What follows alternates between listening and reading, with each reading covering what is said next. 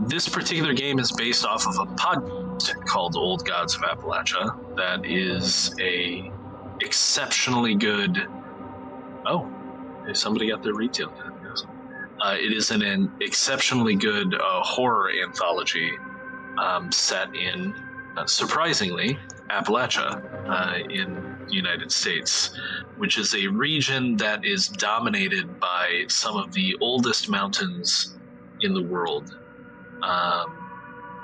And that's kind of tied into the sentiment and the tone of the game. This is an investigative horror game, and our characters tonight are relatively interesting, I think, having put them together. So we have Declan Hart being played by John Legitimine, who is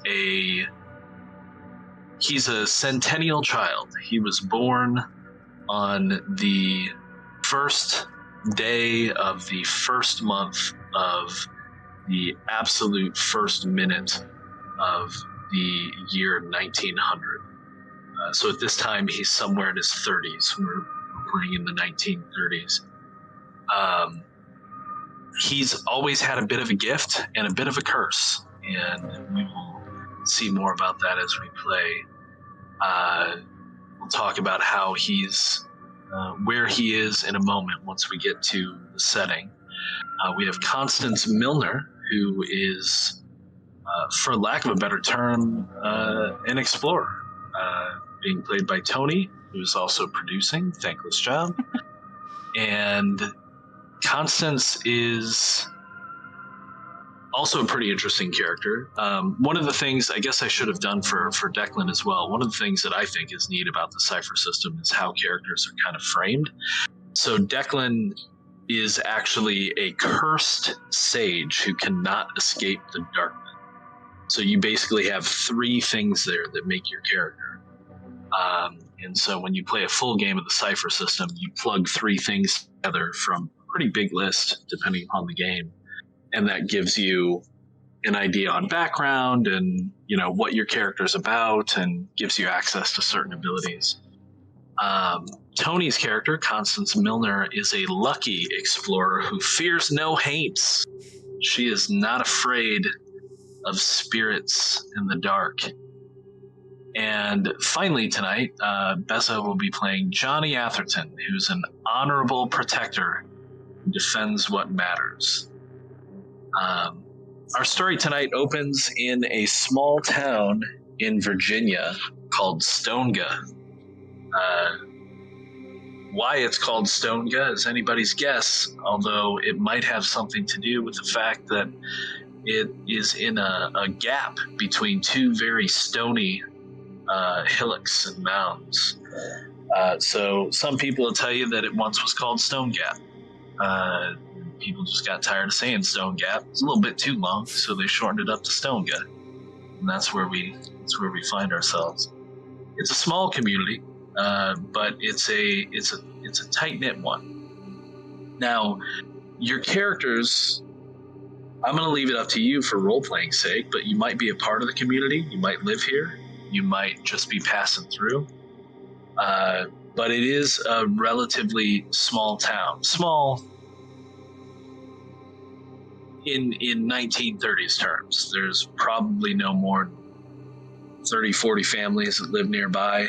The town is large enough to have a bit of a town square, a couple of churches. There's a nice solid Baptist church and a Protestant church just across the way. A lot of folk here doing business, trading, commerce, mines nearby, logging to be done in the woods, probably why Johnny's here. So, do you think you would be a part of the town or just passing through? I can go for Declan if that's okay. I think Declan is passing through. He rarely stays at one place at a time. He's probably there offering his services as a surgeon or apothecary or basically a doctor at that era. And if he stays for too long into a place, people will start asking questions he not necessarily like answering. So yeah, he's not staying on. Also, I would like to say that apologies for my voice. I'm having a cold, but I'm gonna use that cold to make a very rough and cool voice for the character once I start role playing. So Declan's passing through. Just recently came into town, so nobody's really caught wind of the oddness yet. Fair enough. Tony, what do you think about Constance? I think for Constance, she's not. I think it'd be just being. I've been around for a while, but I'm not like with the town. I keeping a steady step back, but people have seen me around just looking for a bit of work, just to tide me over and such. So I've probably been there a little bit longer, but I'm not too comfortable actually in the town, I would say. And Bezo, what do you think about Johnny? I think Johnny is. I think he's technically part of the town, but I think he likes to stay in the woods, live in the woods. I've got this image that he lives in his own sort of purpose-built wood hut. Sure. Nice and deep in the forest.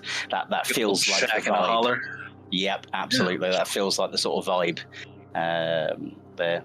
Plus, I think from the picture, I'm getting a nice sort of trimmed but yet slightly rugged beard, which is always worth it. Right. Okay, so we will start on a day of celebration. It's harvest time. Hadn't been any snow yet this year. It was a good thing. But harvest's been brought in. People are having a good time. And there's a celebration going on in the town square. A lot of families with their own farms, their own land come in. All of you, for whatever reason, are probably, I would imagine, in town as well. Even Johnny, you might have come in for a couple of sips of some of the locals' moonshine as part of the celebration. You know that folk are a little bit more forgiven of coin and drink in these times. Prohibition is something that you only hear about in big cities. It's very far away. People around here like to celebrate when the harvest is brought in. Constance, you might have even helped bring in some of that harvest. So you might be in different places. People have, kind of ramshackle booths and little stills set up. A couple of them brought their own kegs out.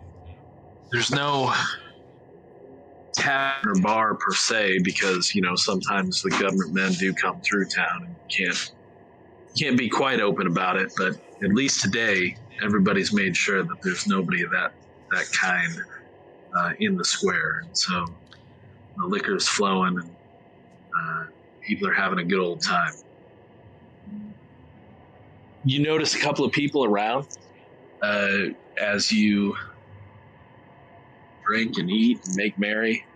All of you have noted some of the most important people in town over the past little time that you've either been here or the longer time that you've been here. You can see old Leanie Reeves. She's the leader of the local band. They're up on a stage that's been thrown together for the occasion. She's fiddling, playing her heart out. Band's name is the Shape, because they like to shape those notes for everybody to have a little fun. They play at the churches various times. There's Florence Effie Thomas, strong, tall woman.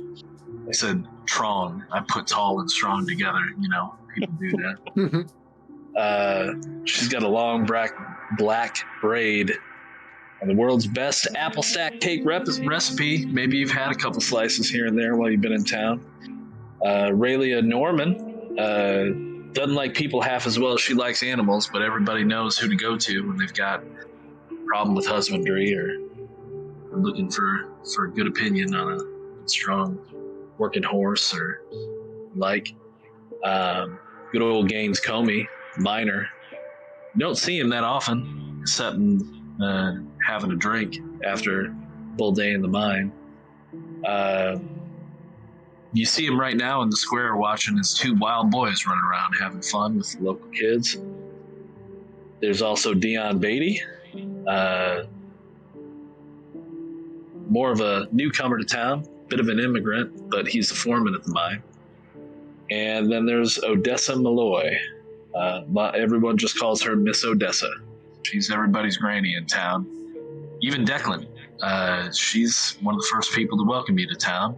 And she's a person that everybody goes to with their problems and their questions. And she often knows more than folk ought to about what's going on in their lives. And you see all the other townsfolk having a good old time as well.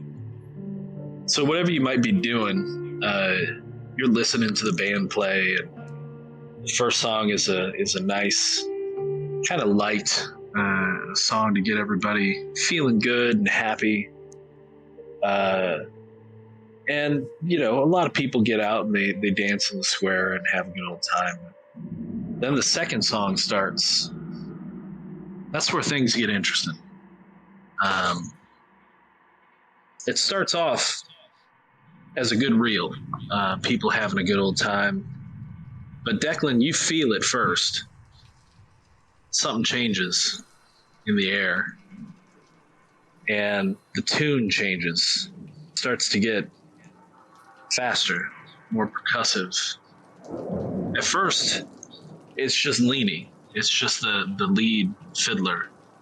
She changes the tune and leads the band. And she looks, if any of you think to look at her, she looks confused. And then at first the other players stop, but then they start up again. And they seem to be playing along with the tune. And it's fast, discordant. Doesn't sound quite right. And if you look around, you see people changing. Leanie, she doesn't seem to be getting older, but she plays her fiddle with a kind of frenzy, almost as if she's unable to stop. See old Effie laughing and smiling, having a conversation with someone, but her voice cracks and her long black hair turns white at the temples. She appears to be shrinking, as if her spine has grown shorter. Aurelia tries to act like nothing's happening, but her hands are shaking badly enough that she crams them in her pockets to hide them. Gaines, you see Gaines walking across the way, and his hip locks up. Looks like he can't walk without pain. People seem to be getting older. And at this point, I do want all of you, I lied when I said I'm not going to have you roll anything but a d20. I want all of you to roll a d6. Why don't we start with Tony? Roll a d6 for me. Okay. Or actually, first, let me back up. Make an intellect roll. So this is an intellect defense roll. It's level 4. So that means the base difficulty is going to be a 12. If you have anything that helps you with intellect defense, that can apply. Basically, something is attacking you in your spirit. No, I don't think I have anything for intellect, so it's just roll straight d20. So you can, if you choose, you can spend a point of intellect to lower the difficulty, because you have an effort of 1. Or you can just make the roll straight. I'll just try go for it this time. Okay. So yeah, you did it. You got a 12. So you feel wash over you. You feel the music wash over you, and almost like it's tugging at you, but you're all right. Why don't you make an intellect defense roll for us? Okay, so You are actually specialized, so it's eased twice, and that means the difficulty is reduced by 2. Because you are very, very tough against all things. So you just need to roll a 6 or better. Okay. Oh dear. Oh gosh, you still didn't. So Terrible. why don't you, it's not the end of the world in this case, why don't you roll a d6 for me?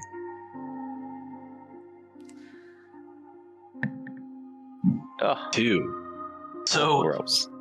as whatever you may be doing, as the music kind of washes over you,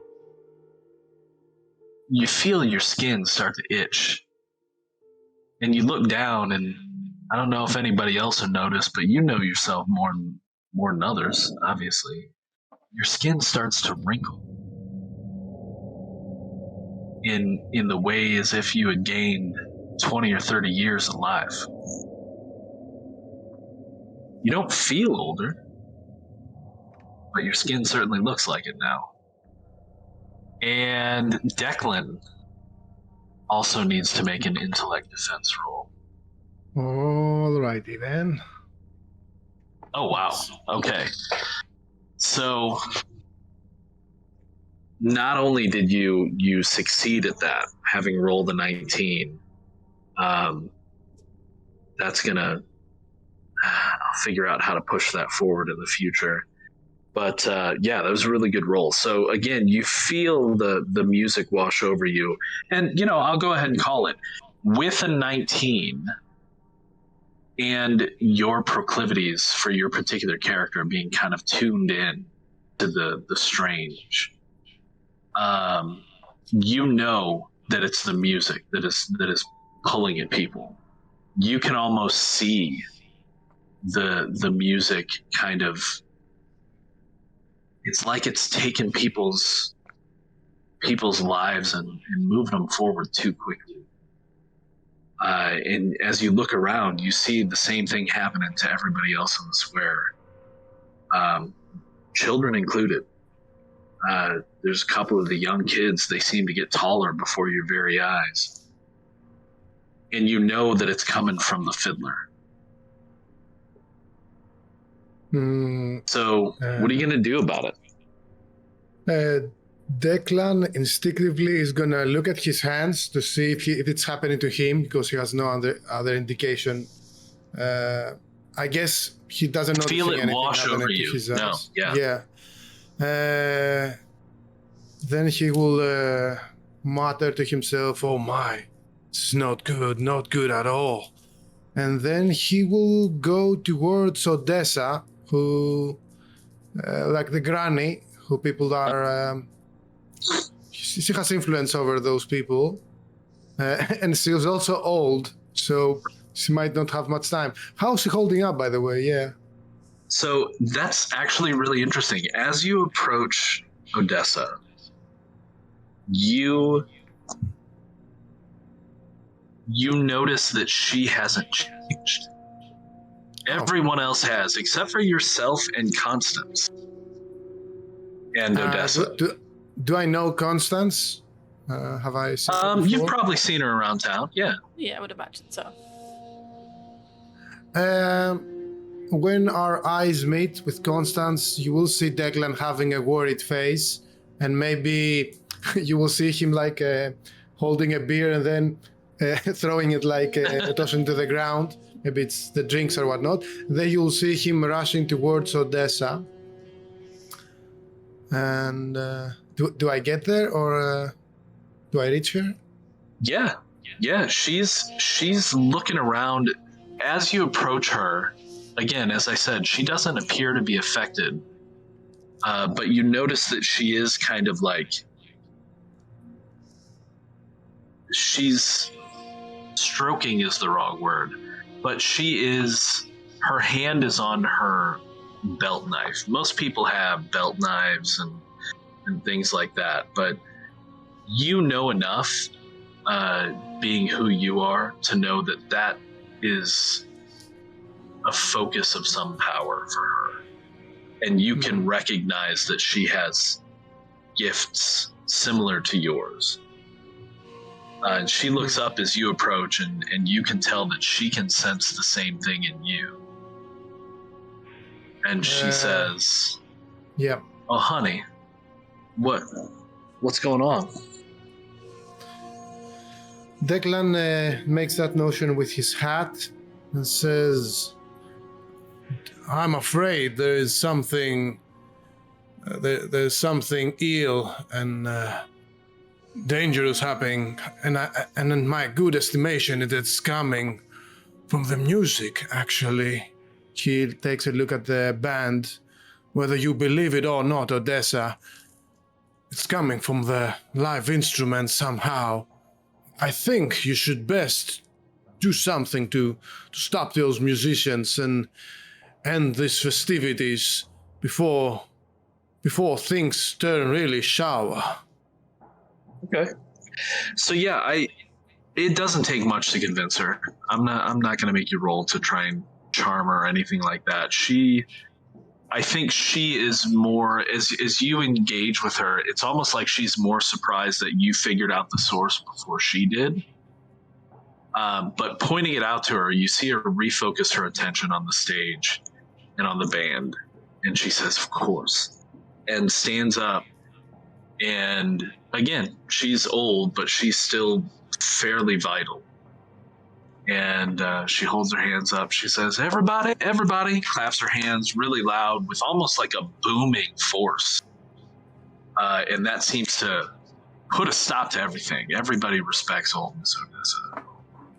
Says, "All right, now everybody, it's time to pass out the plates and get the food going around.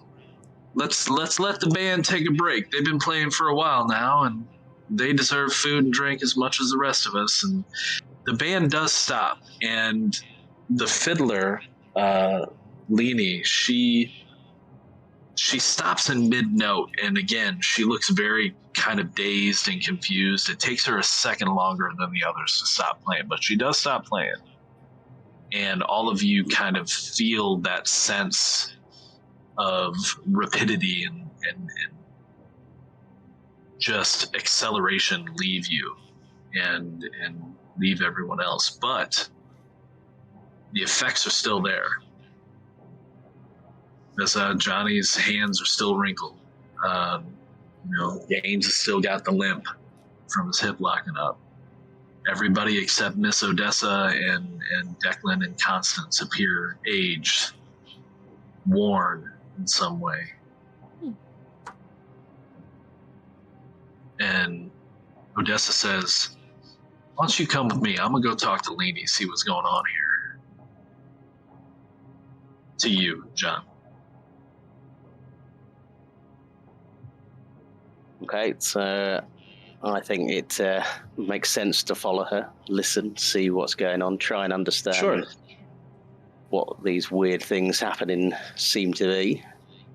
She gives a sharp look to Constance and Declan as well.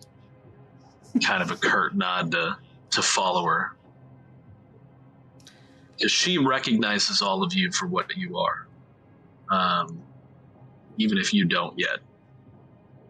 She knows that there are people out there that see more than others do and are more able to do things than others are. So she kind of hikes up her long skirts and with a little bit of speed tuts over to the stage and catches Leni as she's coming off the stage. Says, "Well, I've never heard a song like that before in my life. Where'd you learn that song?" And Leni says, I don't know, miss. I've never, that's not one of the songs that I played.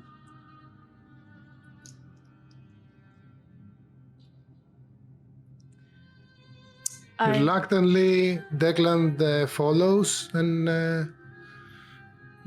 will approach Constance and say, "Howdy, ma'am. I've noticed that seemed like only that just the two of us, aside from Odessa, haven't been affected by this sort of God knows what that's happening."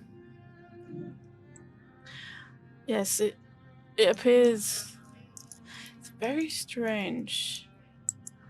Do you think that's why Miss Odessa is calling us? Do you think she thinks we did it? No, I reckon she recognizes that we weren't affected by it. And perhaps there is something other that profoundly binds us. But that remains to be seen.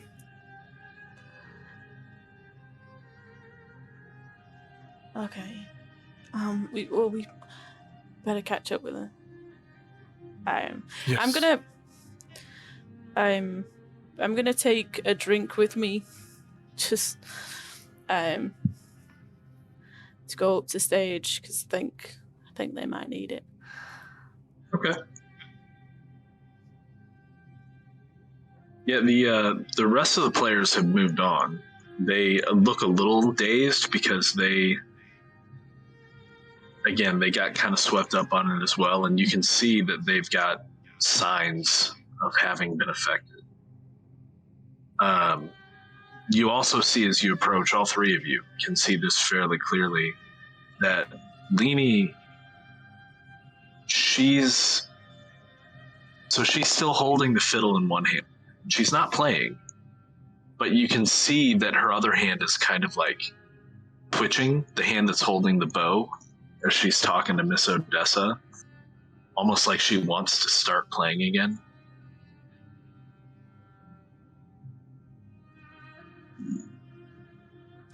I think I'd like to try and convince her to put the fiddle down, rest it aside, come and have a drink with us. Yeah, I think that'll do it. So offering to have a drink with her, you know, you're not an unattractive man, a little woodsy, a little uncouth at times perhaps, but you've probably caught the eye of some of the ladies in town, including Leanie. So yeah, she'll put the bow down and put the fiddle down in the case on the stage. And you notice as she puts it down that as soon as she lets go of the fiddle itself, her posture straightens up a little bit. It's like a weight has been lifted from her shoulders.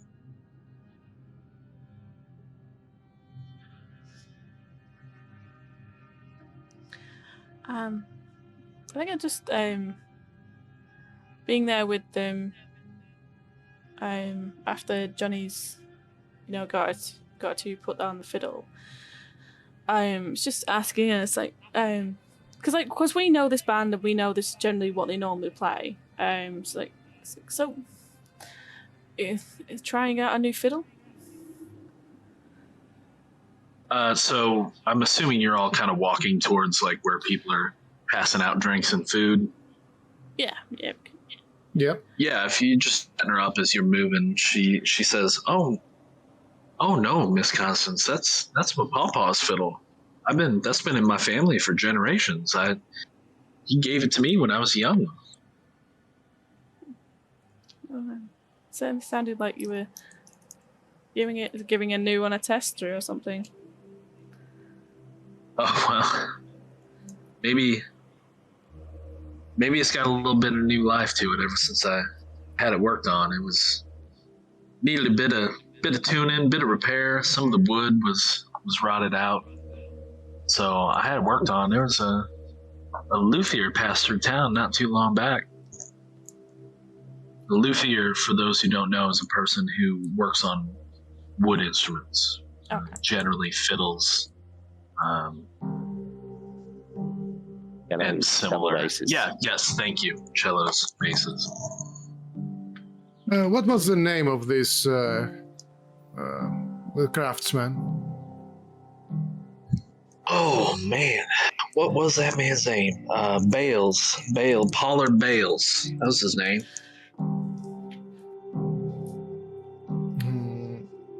And you said he left town not long ago? Well, he said he was just passing through. He worked on the fiddle not a couple days ago, and the further she walks away from the fiddle, the more kind of bubbly and more herself, as all of you have seen her before, she's becoming. But yeah, she continues her story and talks about how it was maybe just a spot of luck that she ran into somebody who happens to work on fiddles, and call it fate or destiny or kismet or what have you, but he was there right as she was looking to get it worked on, and afterwards he gave it to her, and she played it. It was all good, and she was looking forward to today. That was not 2 or 3 days ago. I have a question about the mechanic. Yeah. My ability, my cipher, mending mud. It says it repairs things that are not completely destroyed. Does it? Can they like dispel curses or something, or just damages they do repair? So the mending mud is, my understanding is that it's specifically for object. As far as removing a curse, that's a really good question.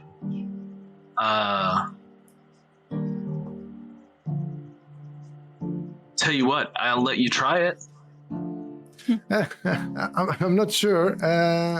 Maybe you know. So you know how to use your ciphers, and you know that this particular concoction that your mom taught you how to put together years ago, it's more intended to repair small objects so that they're usable again. She never said nothing to you about it being able to remove a curse or a hate. It just getting that churner running again, or getting that fiddle playing again. Maybe if you'd caught up to Leanie before this strange Luthier, you could have repaired her fiddle for her. Declan is quite curious, so he will go above that instrument and inspect it up close at least. Maybe touch it and see if something changes via touch or something. Okay. So you do have the skill for understanding and using magic. So we're going to count this as understanding. Why don't you give me an intellect roll? Okay. I'm going to say that the difficulty to begin with is 4. Okay. If you would like to, that's going to be reduced by 1 for your skills, so it's 3. That means you have to roll a 9. If you want to spend a point of intellect, which actually wouldn't cost you anything at all because you have an edge of 1, you can reduce it to a 6. Then I would, yeah. Okay, No-brainer. so yeah, go ahead So and roll a d20. Yeah, Nice. awesome. So as you said you're touching it, right? Are you picking it up? Yes, Are you turning it over, looking at it? Like touching it, both. It's like a violin, the fiddler, right? So it does. Yes. He will touch both things, but he doesn't really want to draw attention to himself, like picking it up and start to play or something. But he will definitely touch both of things. But like touching something that's very hot, only for a little bit. Oh, okay. I get what you're saying. So as you touch the fiddle, the bow is fine. The bow feels normal. But as you touch the fiddle, you suddenly feel an urge to pick up the fiddle and the bow and to start playing. And there's a song in your head. Now, I don't know if you know how to play the fiddle. That's totally up to you. Probably not. So if we assume that you don't know how to play the fiddle, now you do. And you feel confident that you can pick up this fiddle and start playing. And in fact, you feel like you should. Which song is it? Is it the? It's the, you know that it's the same tune that she was just playing.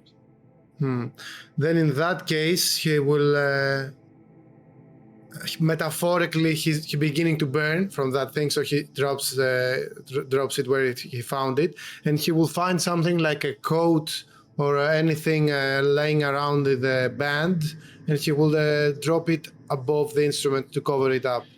Okay, cool. And then he will mumble to himself, "Oh, that's definitely something wrong with that instrument."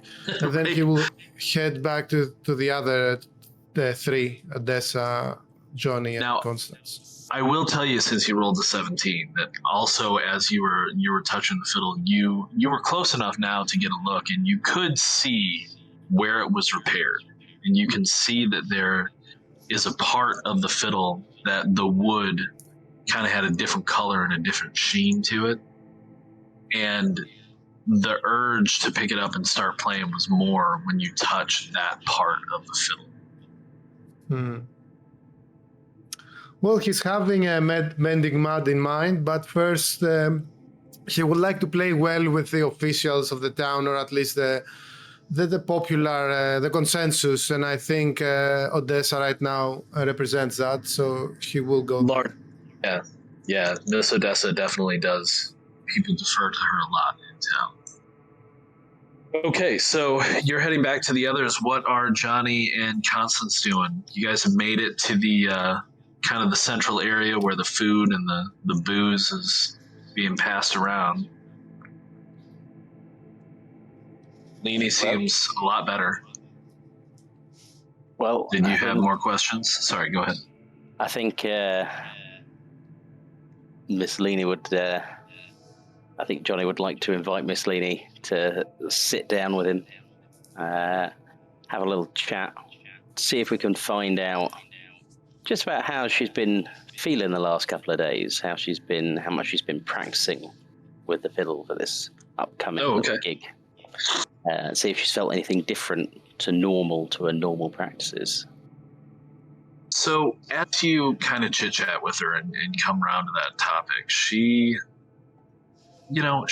talks about how she was excited about the festival and she was definitely, practicing. And then her eyes kind of get clouded and she's like, I don't know where that song came from. I've never heard it before. Have you ever heard that song? Does it have a name? And you certainly haven't.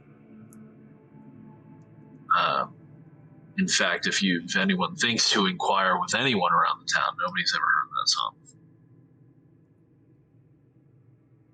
Didn't have words. She wasn't singing. Just a neat little tune. Yeah. In fact, the longer you spend moving away from that song, having not heard it, you don't even know if you could hum the tune. You don't know if you could repeat it. Interesting. Yeah. So as Leanie's eyes start to cloud over, if Johnny were to reach out and just gently grab her hand, just hold her hand, see if he can bring her back. Does that appear to do anything? Yeah, if you stop asking about her playing, and draw her attention by taking her hand, she again kind of just shakes it off and smiles at you and maybe is kind of taking a different perception of what you're doing here, but she's not being, untoward. She seems very smitten with you on a certain level. And yeah, she's like, "Oh, well, are you having a good day today? Is it a fun time?" And she's just trying to change the subject now. Oh, okay. What is Constance doing? I think I'll be staying close to Miss Odessa. Yeah, Odessa. Okay. And just So she's keeping an eye on Johnny and Leany. Yeah. But she's not being overbearing. She's not trying to get involved. I think she's genuinely interested in what's happening as well, but she's not trying to interfere with Johnny's. I almost said interrogation. That's not accurate. His questioning, his engagement with her. Yeah. So she's keeping an eye on them. I'm gonna look around because is it like we've gone inside, or if we just moved to where the rest of the just the party's essentially? Oh no, this is all kind of like in the town square, like an open area. Yeah. Okay. So it's just having a look around at everybody and see, because obviously we noticed that some people were obviously a little Not bit some different. people. Everyone. Yeah. Everyone except for you and Declan and Odessa. Yeah. So and Leany. Leany doesn't appear as to have changed at all. And as you look around, you're seeing people they're trying to have a good time. They are having a good time. They're having drinks, they're having food, but everyone seems there's a pall over everyone. Like they might not be able to talk about it, but they feel that something has changed, and everyone just feels beneath the surface. It's like everyone is just weary. Okay. Yeah, so it's just observing people a little bit, noticing that unlike with Leany, she got to skip back in a step as we came closer. Everybody else is still experiencing the draw of just like you said, the sheer exhaustion and everything from that. So it's just actually full on turning to Miss Odessa now and just be like, so Miss Odessa, like, so why has this happened? What's gone on? Do you understand? Like, you seem to. Your guess is as good as mine, dearie. Clearly it has something to do with that song, but I never heard that song before.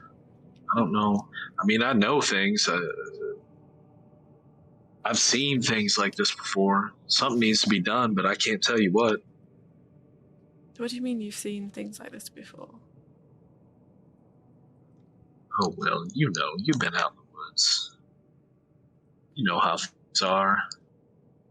Most of these folks around here don't see it, don't want to.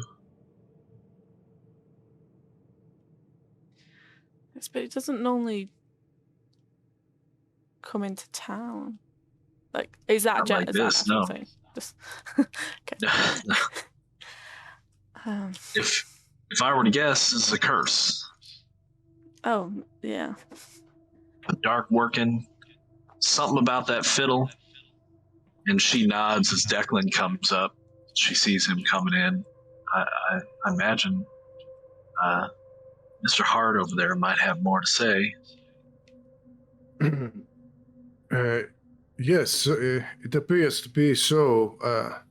I heard the word curse when I was coming in, and well, in that case, I have some good news and some bad news. He will remove his hat and put it politely into his chest, and says, "I'm a hard-working, law-abiding, God-fearing man of science, and the last thing that I would like to is to draw attention to myself and to my business, and having people start talking about how I see things, or I hear things, or I know things. But let me tell you this, the bad news is that there is definitely the devil works at play here, and the good news is that I identified that it's coming from the violin, from the fiddle, specifically from the repairs that our dearest musician made from this, what was it called? Polar, what was the name? Polar bear? No, it can't be. Pollard Bales. Ah, yes, that's it. That's the one. That's the sort of person that we should be inquiring next. So, do you, my dearest Odessa, know where this man has gone? Where we can find him, perhaps? well, he's not a townie. If he'd be passing through, like Leany said, he'd be staying at Likely he'd be staying at the Gordon house, the Gilmans. She looks around. I don't see him here. I know everybody in the square right now. Well, I feel that just for now, we should convince that dear musician. He looks around and sees Lini, I think was her name, Lini, musician. Yeah, you see her sitting there with Johnny. Johnny. With her instrument should be confiscated right now, or at least put aside, so nobody is gonna be tempted of playing it because, again, he turns around left and right, as if he's going to say something suspicious. He says, "I don't want to draw any attention to myself, but when the moment I touched it, I felt much obliged to play the specific song that we heard when these things started to happen. So we wouldn't, and I was as if I knew how to play the song. And trust me, that a man of science as myself has not much time of learning to play an instrument such as that. So last thing we would want is some of this fur folk of this establishment touching this. Then yes, we should most definitely secure this instrument. So yeah, Odessa is nodding as you're saying all this, and she says, well, you got the right of it, Mr. Hart. Tell you what, I will make sure that Leanie don't play that fiddle for a time until we figure out what's going on. If I could ask you, maybe Constance, maybe your friend Johnny over there, who's doing such a good job with little old Leanie, I could ask y'all to maybe check in on this Pollard person. No, I can't imagine we'd have somebody who would do this intentionally in town, but I feel like this needs to be followed up on, if you take my meaning. Yes, ma'am. I don't think that anybody can curse an object by mistake. It's not a sort of an accident at play here. Well, I agree, but I don't feel a power in town that can do that, if you know what I'm saying. Did you ever see this folk in town last week or so? Well, I mean, I don't remember Pollard Bales. He might not have come round. I mean, if he's only passing through, I don't see everybody who comes through town. That's fair. But yeah, I think might be worth paying a visit just to see. So if you look around, you do see Ruth Gilman is at the event. She is actually one of the co-owners of the boarding house. Her and her partner, Biddy Connor, run the place. And you don't see Biddy, but Ruth is definitely there having a sandwich and something that's most certainly not water, but it is very clear. Yeah, I'm gonna head over to Ruth. Just excuse myself. I was like, excuse me, Miss Ruth. Can I just ask you a quick something, if you don't mind? Constance, how are you now? I'm doing well. I hope you're doing okay. It's like, the best can be. What is she showing? Any actual signs? So, how well do you know her, do you think? Would you ever stay at the boarding house? Do you know Biddy and Ruth, or? I think the only time I would actually stay in town is if it was like a really bad storm. I'm not able to stay out like in the woods and away from everything. So maybe I might have stayed there once or twice if I had the money or they needed the help, that needed a hand with anything. Yeah. Well, give me an intellect roll. You don't know her well, so we'll call it difficulty 4. Yeah. So 12, unless you want to try and lower it. Nice. Intellect also passes for perception and whatnot. Ooh. What was that? A 20. Oh, wow. Okay. 20.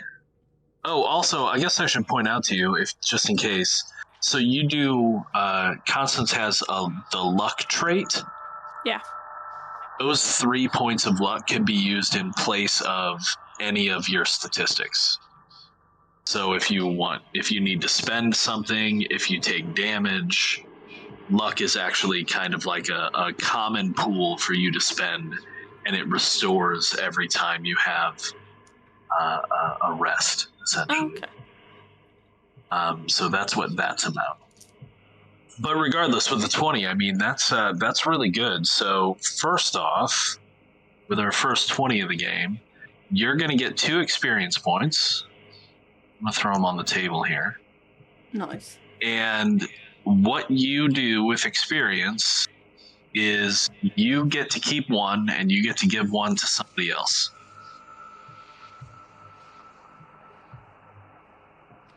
Okay. Now, giving 1 to somebody else can be based on you like how they've been role-playing, you think they need a little bit of extra help, because experience can be used to improve your character in the Cypher system, but it can also be used in-game to alter the game. So it's kind of like a meta currency. You can spend experience to do re-rolls, you can spend experience to, say you've suddenly learned a skill that is extremely specific to just this adventure, which I know sounds a little weird, but sometimes it can be cool because in a longer campaign it can come back like, oh, you remember when I learned how to play Leanie's specific fiddle first adventure? Well, I'm going to do it again today, right? So like it's Okay. That's pretty cool. But yeah, it's your call. Spread the love. You decide who it goes to. It's not meant to make anybody feel like playing favorites, but you got to pick somebody. Declan or Johnny. I'll go with Johnny. Okay. So I think I got the right character sheets there. Yeah, I'll put them at the top of the character sheets. So again, experience can be used as a reroll if you want to in the future, or you can bank them and you use them to improve your character. You also earn experience at the end. You don't just get it for play. Okay. All right, so with a 20, you definitely can tell that Ruth looks older. She's got crow's feet around her eyes that she didn't have before, despite the fact that she smiles easily and often. You can see streaks of white in her hair. And in fact, she looks a lot more gaunt than she used to. She was a hardy woman, and now she looks like she's been maybe being eaten away from the inside by something. Okay. But she is still acting as most everyone around here. It's not that they're ignoring it, it's that they're bewildered by it. They don't understand it, so they're just trying to keep going, right? Yeah. Such is life in the mountains. You deal with what happens to you and you keep going, or otherwise there's no point. Okay. So I think, to be honest, I think upon seeing that, I would, Constance would have, an apologetic, sympathetic look on her face. Just giving her a glance over. Just to ask a little more, speak a little bit more softly, and just I've been speaking with Miss Odessa, and we were just wondering about somebody that might have been staying with you the last couple of days. Or last So- week or so. I think at that we should probably take our first hour break, right? Yeah. And we will talk more about Pollard when we return in 3-ish minutes.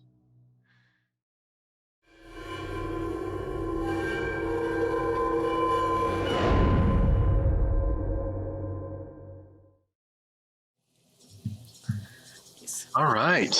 So when we left off, Constance was having a discussion with Ruth, and she had just asked her about a traveler, somebody passing through town.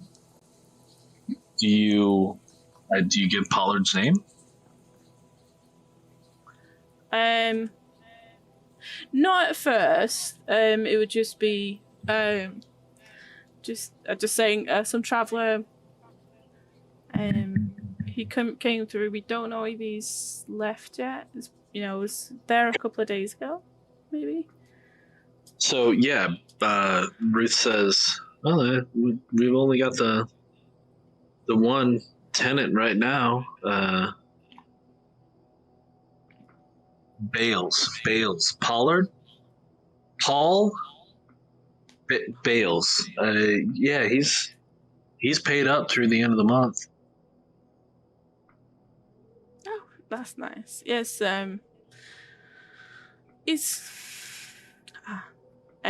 We just wondered if we could speak to him because he hasn't seemed to have joined the festivities. Did he know that they were on? Well, not being from town, I can imagine he might not be the kind of person want to be around a bunch of strange folk having a good time, but you never know. But yeah, I haven't seen him. He's probably back at the house. What did you say a partner was called? Biddy? Is Bitty up there? Bittie. Bitty. Bitty. Is Bitty back at the house? Are we able to go and pay a visit? Oh yeah, well Biddy don't like these functions that much either. She's back there baking most like. Oh. Oh, that'd be great. Well, thank you. Make sure you just rest up, okay? And I'll head back. Oh, I'll rest. And she picks up the glass of very clear fluid, takes a big slug of it. Yeah, so I'll head back to the others, and just let them know. It's like, he's apparently this Pollard. Oh, why can't that name will not stay in my brain. That's fine. It's a strange one. I'm sorry. Pollard, he's paid up for the month. So he might still be up there. So we might be able to ask him about this fiddle.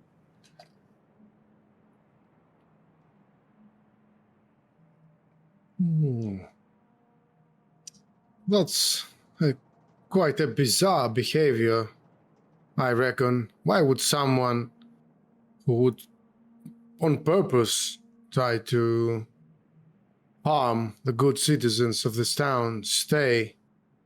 Perhaps could be some sort of accident or unbeknownst to him, or perhaps he's staying to see the results. Mr. Atherton, is it? There's Johnny. Yes. A pleasure to make your acquaintance. I'm Mr. Hart. Are you armed, sir? Are you carrying any sort of knife or firearm? Just got my handy axe, Dave here. Dave the axe. And my hunting knife, of course. Dave. Never leave without it. Perhaps. Well, we never know what exactly we might encounter, and I'm sort of the other side of the spectrum. Might take care of wounds, not cause them.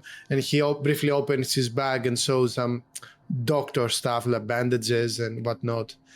So yes, you best bring Dave with you, and yes, let's see what we're gonna find. But rest assured that musical instrument was indeed cursed, and it only happened after he mended it. Speaking of, you see Odessa going over to the stage and moving aside whatever blanket or scarf or whatever you had used to cover the fiddle, but without touching the fiddle. Okay. No, without touching the fiddle, she quickly snaps the case closed and closes it up, and picks it up and walks off way down towards where you know her home is. Okay, if we our eyes cross, Deglan will give her a worried look and then nod with his head. She gives you a tip back with her fingers to her forehead, and she doesn't have a bonnet on, and she goes about her way.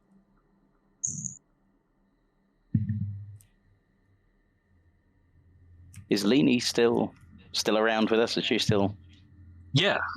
Leanie's actually a little confused at all this talk of being armed, but she's not one to bust into other people's business, so she's just kind of remained quiet. You can see she's got a bit of a question in her eyes, but I think maybe Johnny just leans in a little bit and just says, "Now then, Miss Leanie, don't you dare worry about your fiddle. It's in good hands with Miss Odessa. And why don't you just go ahead and enjoy the festivities? Mingle a little bit. And we'll go see what we can find out." Oh, all right then, Johnny. We'll see you later. Yes, indeed, ma'am. I think with that, we start making our way to the inn where this Pablo person is. Yeah. No, So not Pablo. Paula. Pollard. Pablo is fine. It's a Marx Brothers film. It's a smaller building. It's not like a palatial estate or a grand hotel or anything like that, but it is a large enough building to have several rooms, and it's 2 stories. And as you approach, you can definitely, all of you can smell fresh baked breads and other kinds of sweets on the air. Biddy's known in town as being, almost obsessive confectionist and baker. So it's always pleasant for people to walk past, and one of the reasons why they get so much custom when people come through town as well is people, and on top of letting out rooms, they also sell a lot of Biddy's makings, as it were. But there's also something kind of sickly underneath it. So it's, I don't know, it's almost like a bit of rot you can smell beneath the fresh baked bread and tasty sweets that that Biddy's got out on her sideboard. Strange, you've never smelled that before. But it's not good. And you hear Biddy whistling as she bakes as you approach the door. All of the windows are pushed wide open. Do we happen to recognize the tune that she's whistling? You do, actually. It's a much slower version of the song that Lenny was playing on the fiddle. The bad song? But you don't. Yes. But you don't feel anything.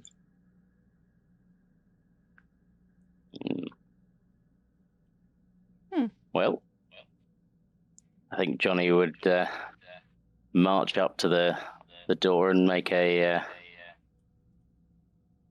hearty rasp on the door with his knuckles, and wait for Biddy to come and let us in, come and answer the door. She just hollers, "Come on in!" Pulling stuff out of the oven. Okay. So as we're like going in and everything, is the smell getting worse? Or the closer you get, the more poignantly you can smell that just sickly sweet hint of rot underneath everything that Biddy's known for baking. yeah, because we know she bakes fabulous things, so it wouldn't normally smell like this.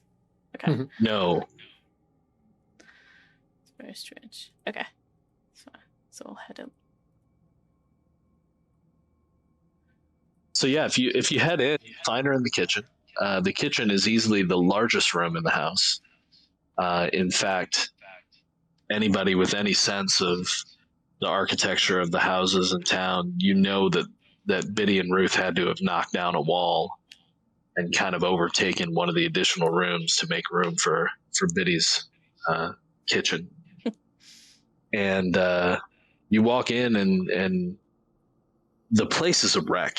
And before you can even say anything, Biddy turns and she's covered in flour and some fluids. I don't know, maybe oils or something. I'm going to say right now, I'm not a baker, so bear with me. But there's a mess on the floor, and you can almost see an imprint of where she probably fell. And she says, "Oh, don't mind the mess. I'll get to it later. I took a spill is all." Are you sure you're okay? "Oh yeah, I'm fine. And she goes back to whistling that tune.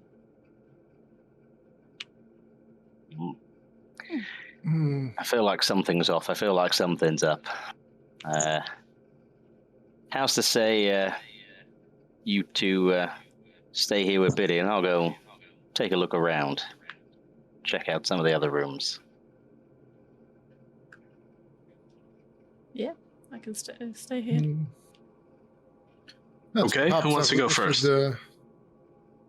Declan will stay as well and perhaps have a closer look at Biddy. Okay. So, would you have had reason to partake in some of Biddy's creations in the past? Do you know Biddy? You can, if you like. Not at all, but he will play the doctor card and say like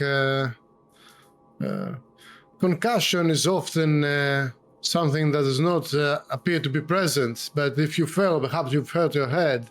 I'm a doctor here, new in town. My name is Dr. Hart. Perhaps you wouldn't mind me checking you up, Biddy. Oh well, I mean, is this a professional visit, or you just want to check me over? No, we're friend of Ruth's.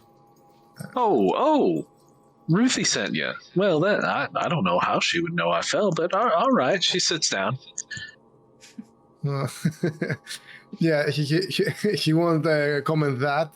And instead of medically checking her, instead of in case she doesn't have any like open wounds or something like that, he will try to understand and use magic, like the same thing that he did for the fiddle. He will do on her. Okay. Yeah, so she herself is not magical, so that's not going to apply. But I will let you... I mean, you can spend an edge if you want. We're going to call it difficulty 4 to start. If you want to knock it down to 3 with your intellect edge, you can, and roll a 9+. All right, get some let's information. do that. Okay. Yeah. All right. Barely made it. No, but It's enough to know, like, you can sense the lingering effects of, we'll just say, the song now. Not knowing Biddy, you don't really know how it affected her, but your guess. Because she wasn't there, right? Right, she wasn't there. She's been here the whole time. Heard. Well, no. However, the assumption is that you have to hear it to be affected by it. This could be an indication that it affected everyone within a much larger distance. Or that Bales has been playing it here in his apartment. Could be. Interesting. But not having known Biddy, you don't know how it has affected her, but her mentioning that she fell, as people get older, sometimes their joints give out on them. She was kind of puttering around her kitchen and suddenly aged in a certain way and didn't realize it. She could have taken a fall, turning too fast or pivoting too quickly. After making some random cough and something like that doctor checkup, he reassures her that she's fine, but turns to Constance and privately says, you've seen Biddy before. Does she appear to be older to you than the last time you saw her? Yes, she does.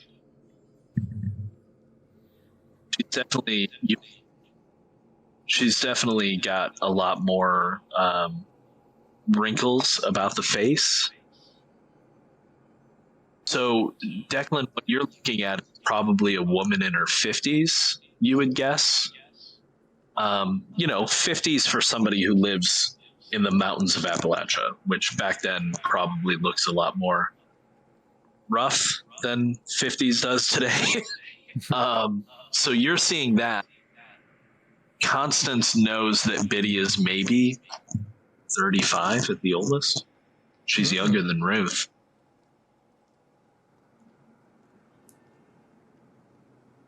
I think you're still muted, Tony, if you're talking. Yeah, if you're talking, you're muted. Can you hear me now? Yes. Yep. It's the only problem we're using the remote on the headset.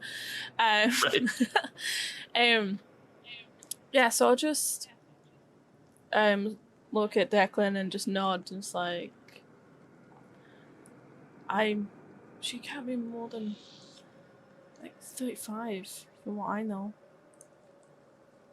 Oh my. It seems that.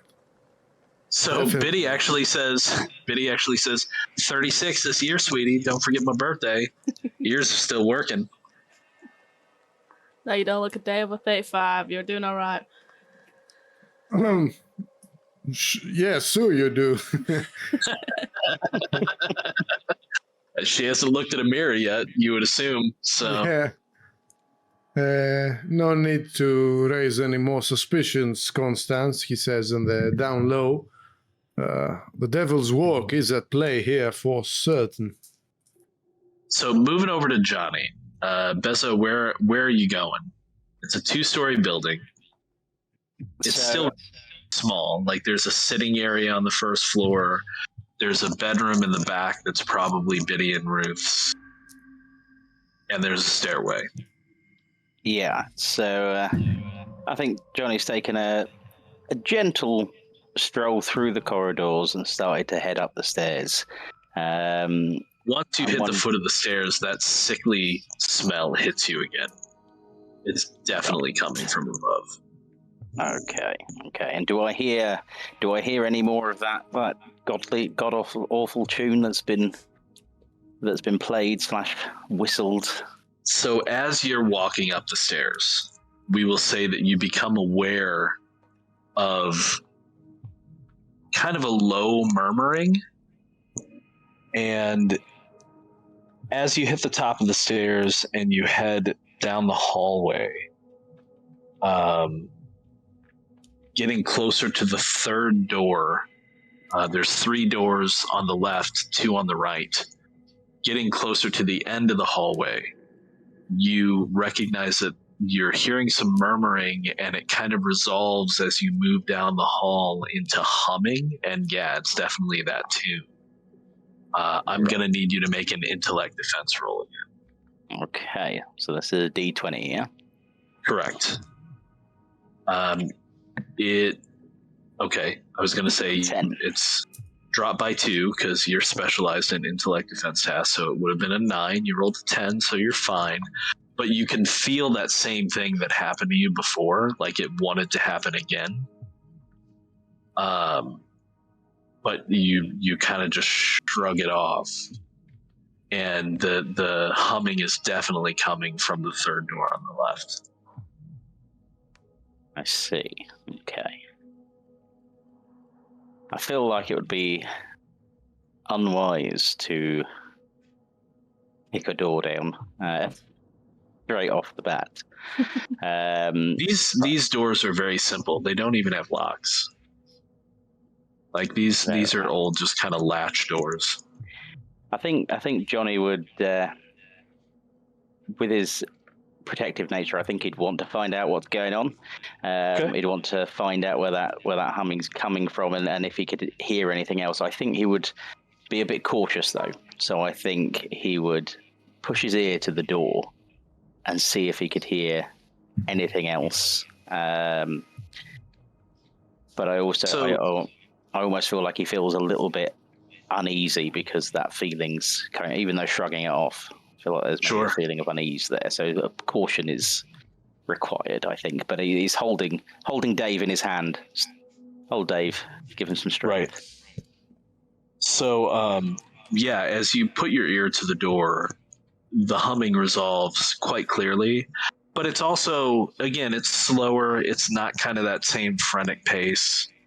But you do occasionally hear kind of like from the same source. It's not like they're happening at the same time, but whoever is humming also occasionally just kind of takes a really raspy breath, or there's kind of a moan of pain and discomfort.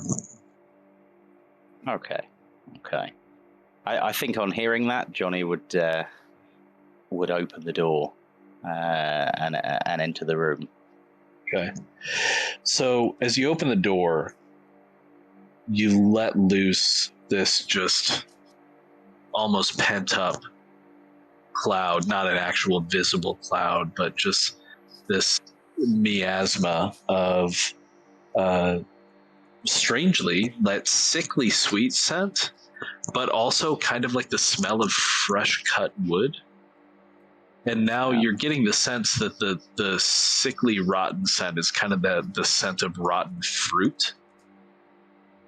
And laying on the floor, curled up, moaning in pain, shivering and humming that song, is a man, or what once was a man.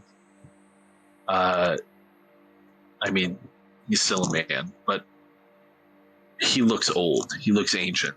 Like he is gaunt. His clothing that once probably would have fit a burly man, a large man, is now just kind of slick stuck to his scrawny, sweating body. And you can only assume that this is Pollard Bales. That's some strong smells and imagery there. I think I would rush to the man, or what is left of the man, and ask, "Sir, can you hear me? Are you okay?" And he's like, oh yeah, hello? And he looks at you, and his eyes are literally clouded, like they are clouded over white. No one in the 1930s would know this, I don't think necessarily, but like with just thick cataracts. He's turning his head towards your voice, but you feel like he can't see you.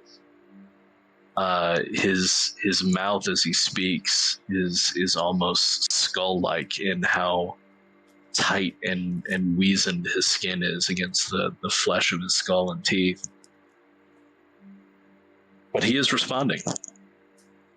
Yeah, this is good.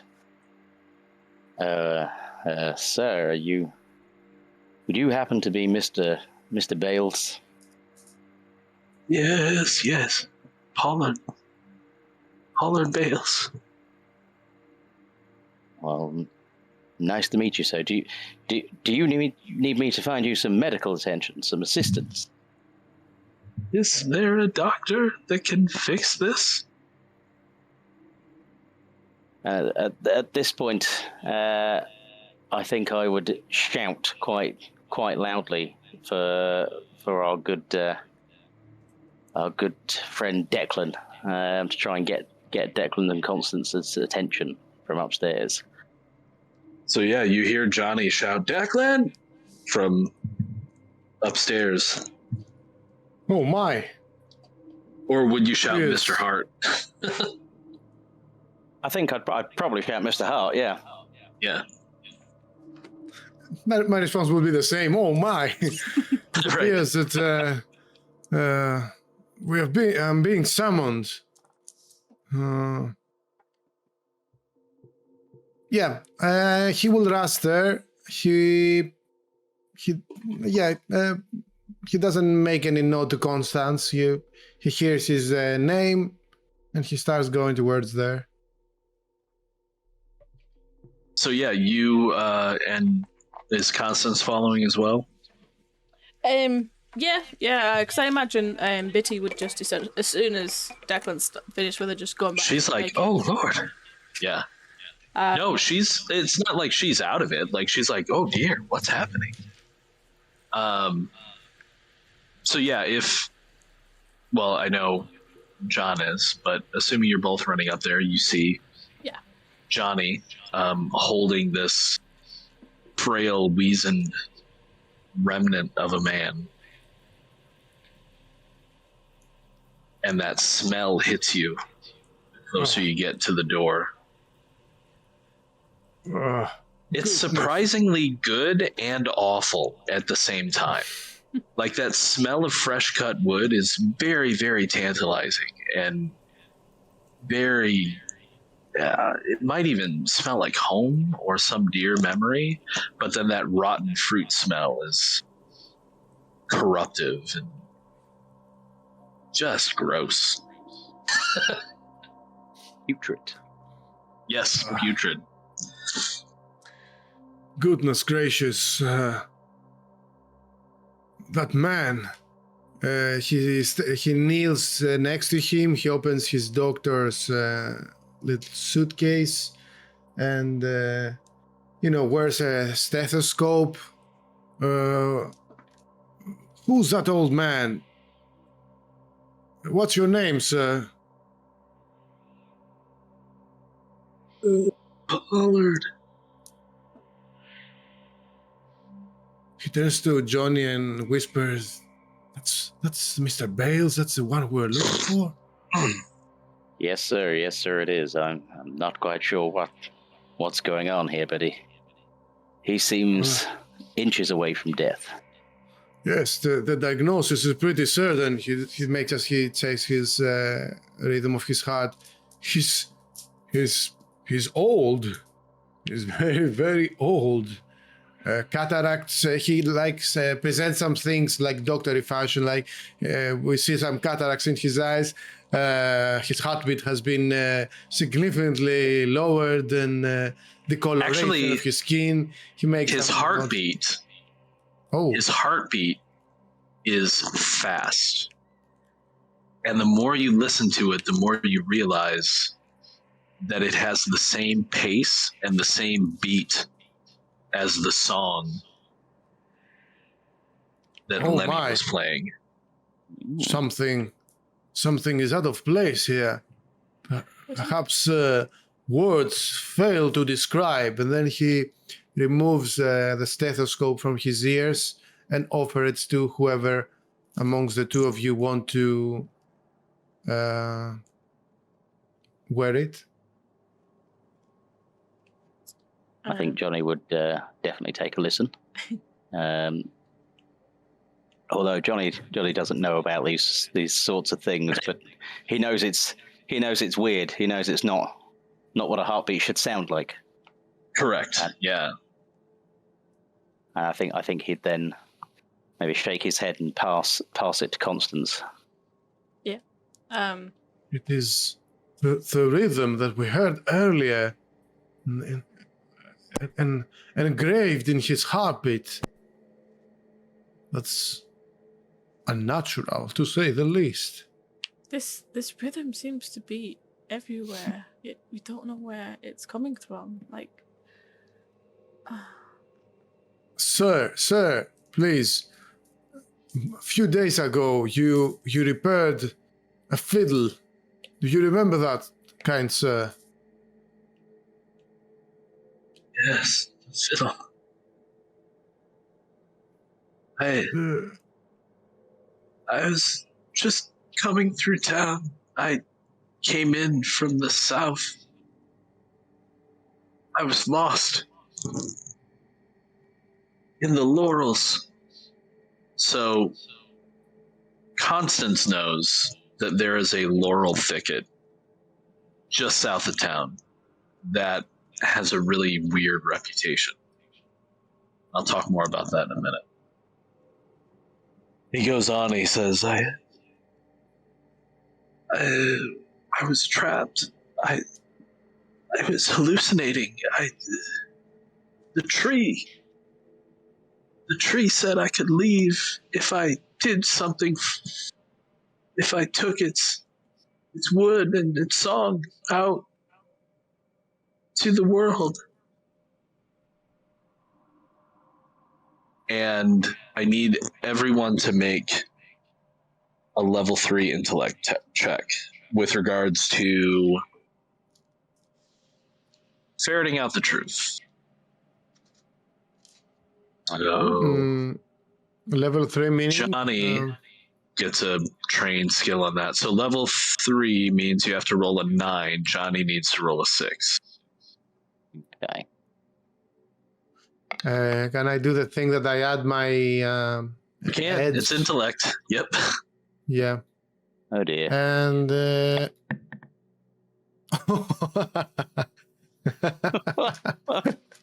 So what did you roll, Bessa?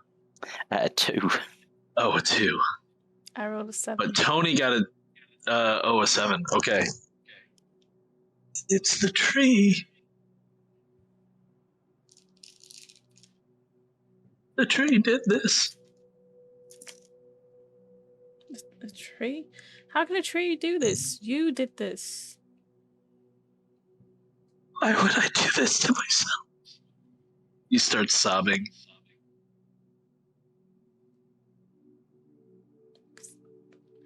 You did something. You did something to the flute, to the fiddle, and it's done something to our town. I did what the tree asked. I gave it song. how is it the parts that you repaired? They have parts of this tree that you're talking about, perhaps? Yes, it gave me wood to take out into the world. I told it that what I was, and it said I could help it.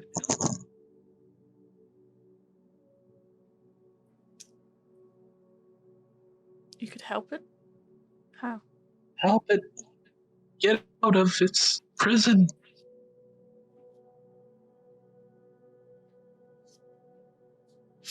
What prison would a tree have?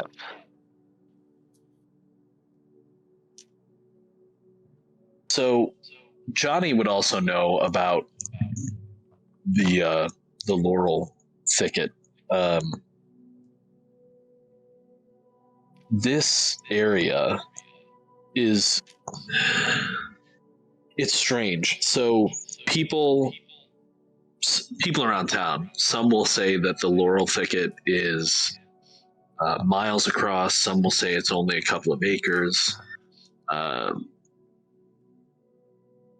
You might even recall a story of one of the farmers whose hog wandered into the thicket, and he went in after it to bring it out. And the next day, the hog came back, but the farmer never did. It's a queer place, this thicket, and a lot of the townsfolk try to avoid it completely. There's no roads that go through it. No one around here would travel through the thicket. Declan might even, if he came from the south, might have felt something and avoided it as he entered the town. Could be a prison for a tree. I don't know what any of that means. He seems sincere, though. Declan says out loud, perhaps it isn't the tree itself, but some other unnatural force that may lies within. At this, Johnny just reaches for his neck, just taps his chest. There's a little locket that he wears, and he feels for some reason compelled to, without really knowing while he's doing it, touch where that locket is. Maybe we're in too deep for this subject already. Maybe we should go back and see Miss Odessa. Or perhaps we're not deep enough just yet. First of all, help me, Johnny, get this man into a bed and cover him up. He may not have much time left. He's on the floor, right? Yes. Yeah. He weighs nothing. Johnny can easily lift him up and place him gently in the bed. He's effectively a skeleton at this point, with just skin. Wow. But he's not going to fall apart when I lift him up, is he? No. He is very emaciated and gaunt. Declan is looking around for any strange pieces of wood that can be found. So,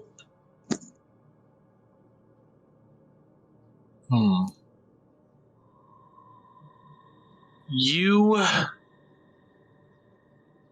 being in the middle of it, you're definitely overpowered by the scent, but you do find some shavings on the floor that are probably, you would guess, shavings that are from whatever piece of wood he had used to shave down and repair Lenny's fiddle.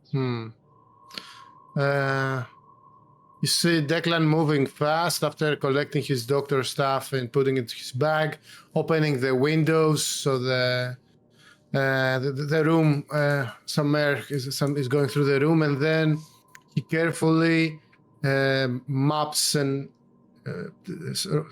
gathers all the pieces of wood that seem strange and places them in some sort of clothes. This like in the or like a seats or anything basically, and says you can find like a kerchief or something. I mean, something like anything to do really, and sure. Says that we should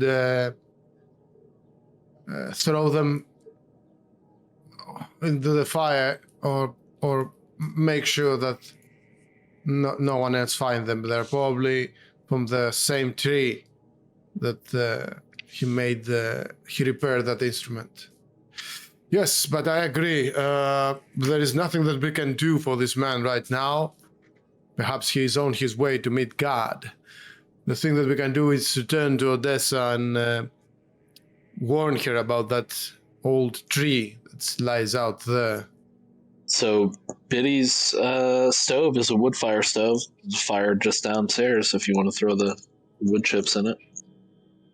Shavings. Declan, who has some like occult knowledge, thinks that maybe if they burn it, that the fumes might also influence everybody around. So he's not sure exactly about what to do, and he has seen that covering them up for now works. So he will keep them somewhere into his pocket or something. Cool. All right. So you're going to see Odessa? Yep. Yeah, I think before we actually leave the house, I will just let Bitty know that Pollard. He's gonna have so many different names. Is a bit under the weather. To keep an eye on him. And just all right. Well, I'll make him a nice soup. Just take it easy, okay? We don't want another fall. Oh yeah, I'll be fine. Is she still humming?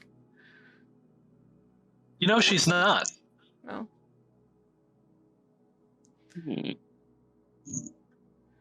Okay. Yeah, so we'll head back down to Miss Odessa. Okay. Yeah, Odessa. Yeah. So she's not at the event, which is still going on. You did see her heading towards her house, which, at the very least, Constance and Johnny probably know where she lives. If Declan hasn't been there before. So, go to her house. I feel like we'd trundle straight to her house, yeah. Sure. Yeah. She's waiting for you on her porch. Cause she's got the fiddle case just sitting there, closed. Do we notice anything odd, anything unusual? Would we expect her to be sat outside on the porch? Well, she asked you to go do something. There's no reason why she wouldn't be sitting on her porch waiting for you to check in. Okay. As far as odd or unusual, she's got a lot of weird, wicker and branch art, I guess, is the best way you can describe it, all around her yard. There's a couple of stakes at the corners of her property that have jars filled with various things hanging from them. Declan would know what those are. He might not have put down stakes long enough to have to do it himself, but Declan knows that his ma used to have wards around their property. Okay. And as you approach, she looks at Declan and says, "Give me a second. I'll let you in." She closes her eyes and then opens them again and says, "All right, you can come on up."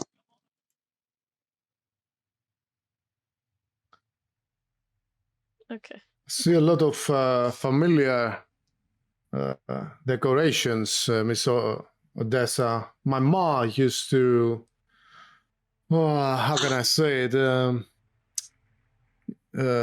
use this sort of trinkets and talismans to ward off evil spirits.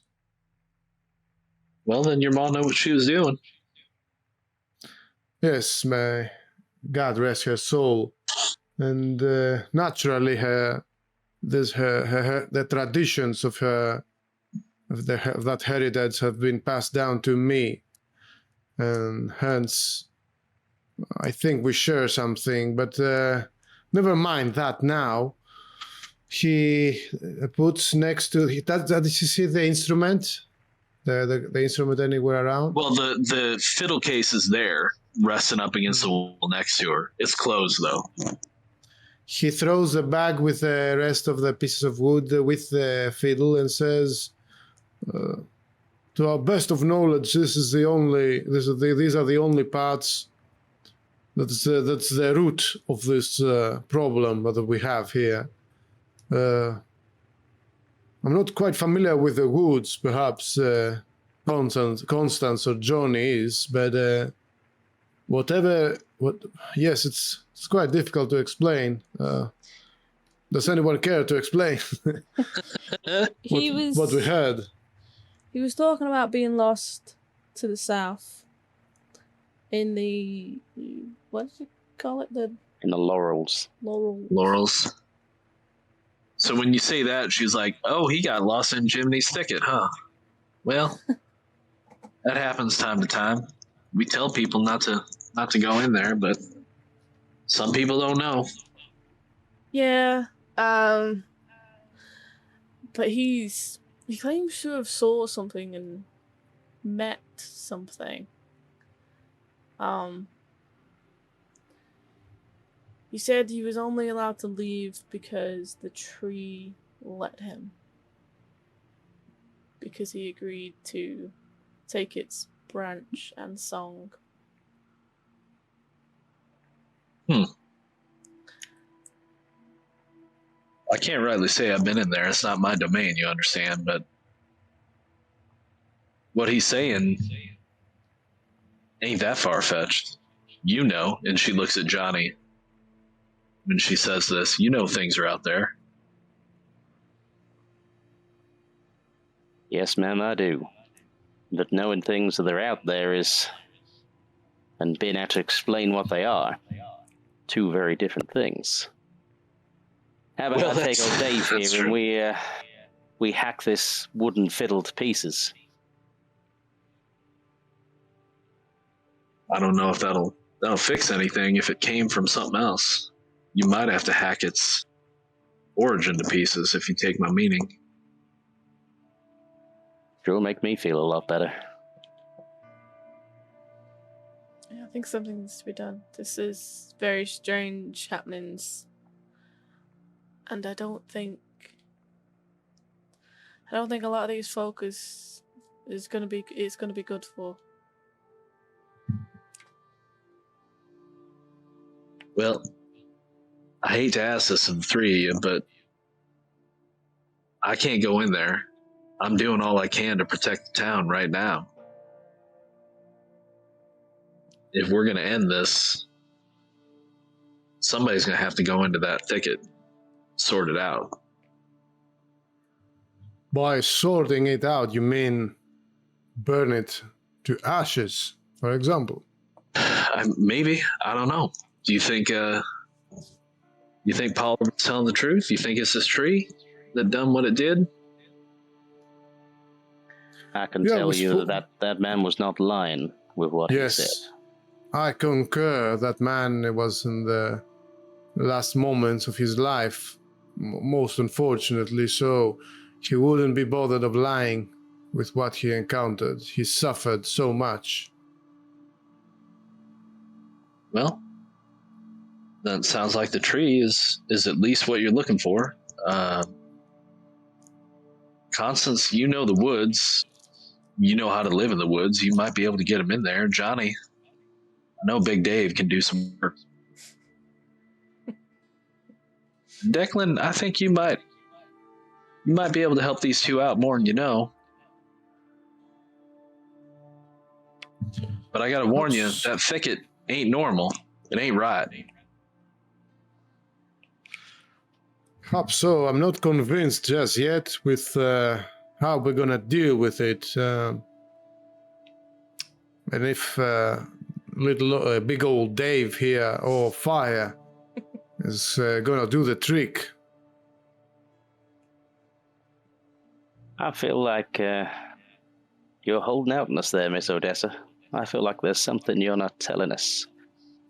From those days back in the wood when I was younger, if you get my meaning. Well, all I can say is I'm doing what I can to protect the town, but even if I wanted to go with you, I'm not allowed in there. Something's keeping me out. I tried to go in and look for Jimmy after he went in after his hog. His hog came back, but he never did. You heard the stories. But I couldn't get in. It wouldn't let me. Maybe it'll let you. There's one way to find out. Now, would Miss Odessa know of Johnny's past? Would she know about? Have you talked to her about it? I mean, you know that she knows weird stuff. She's a town grandma. You might have had a discussion with her about it. I feel like if I haven't already, I feel like I'd show her the locket. I feel like it's something that Johnny maybe doesn't talk about a lot, but if anyone was going to know something, maybe that's the key.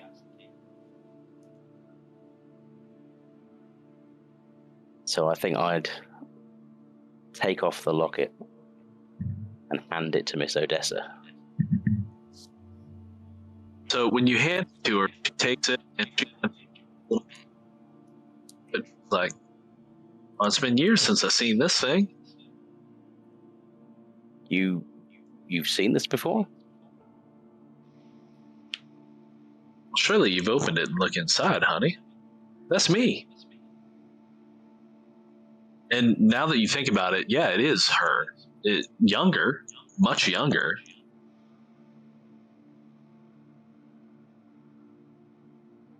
Well, by damn, you're right. Pretty little thing. Oh, well, now. I'm old enough to be your grandmother. Would you... When she says that, the word grandmother is very specific. Because she doesn't say granny. Everybody refers to her as town granny. It's almost... See. Yeah.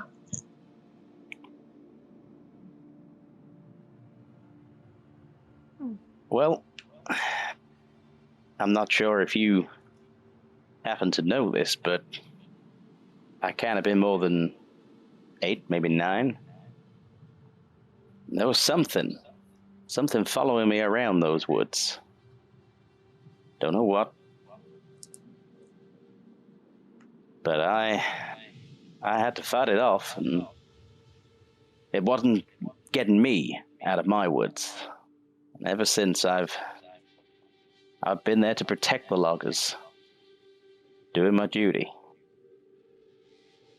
But Well, this locket, that's where that came from fighting off that thing. You wouldn't happen to know any more about that now, would you? well, I know this locket would have been held by my ma. Lost her a long time ago. Could be it took it from her.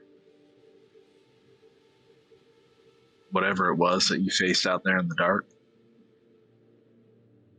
Has there been many more people lost to the woods? To the laurels? Honey, you know that. Constance knows that. Yeah. But lost in the laurels? Few every year. Maybe more we don't know about. Pollard's the only one I know about gone in, come back out. According to him. Maybe he was just the first to accept the terms. May as be.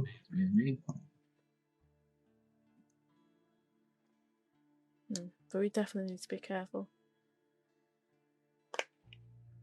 Yes, indeed. He spoke of some sort of a pact he made with the tree. That as long as the tree, in fact, I'm not quite sure what the pact was, but we know that that whatever it was, that tree wanted that music to be heard here. I can feel it pushing. He said something about it getting out of prison. You think that's Oh, what he well. said? It's not uncommon for folk to use the green to imprison things that shouldn't be walking around. I've done the same myself a few times, but nothing to that level.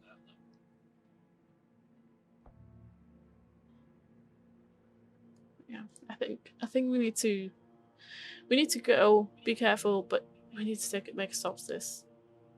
I don't think that's the last time we've heard that song. And I think we should probably take a break before we go into the laurels then, if that's what we're going to do. Yeah. Sure thing.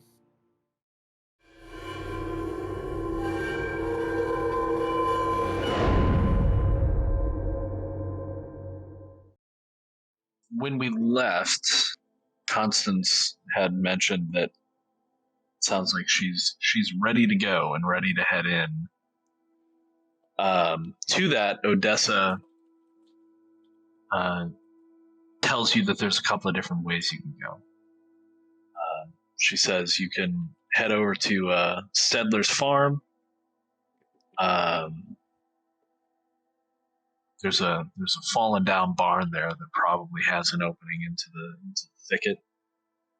And then she also knows there's an old bear trail starts across from the fishing hole on Honey Creek. You can get in that way as well. This thicket, you've all probably seen it at some point or another. Like, it looks impregnable. It's easily 15 feet tall, dense vegetation, some of it thorny, which is why most people don't go in there. But it also just gives off a sense of unease as you approach it.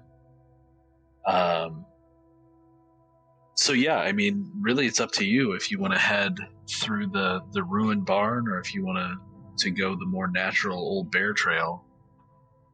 And it is an old bear trail, I want to be clear. Doesn't mean there aren't new bears in there, but it is an old bear trail. It's not like you're following fresh tracks. So yeah, how do you want to proceed? I think I would suggest going through the barn rather than the trail. So you do actually have an ability if you want to think about using it. Just to remind you. Yeah, find the way.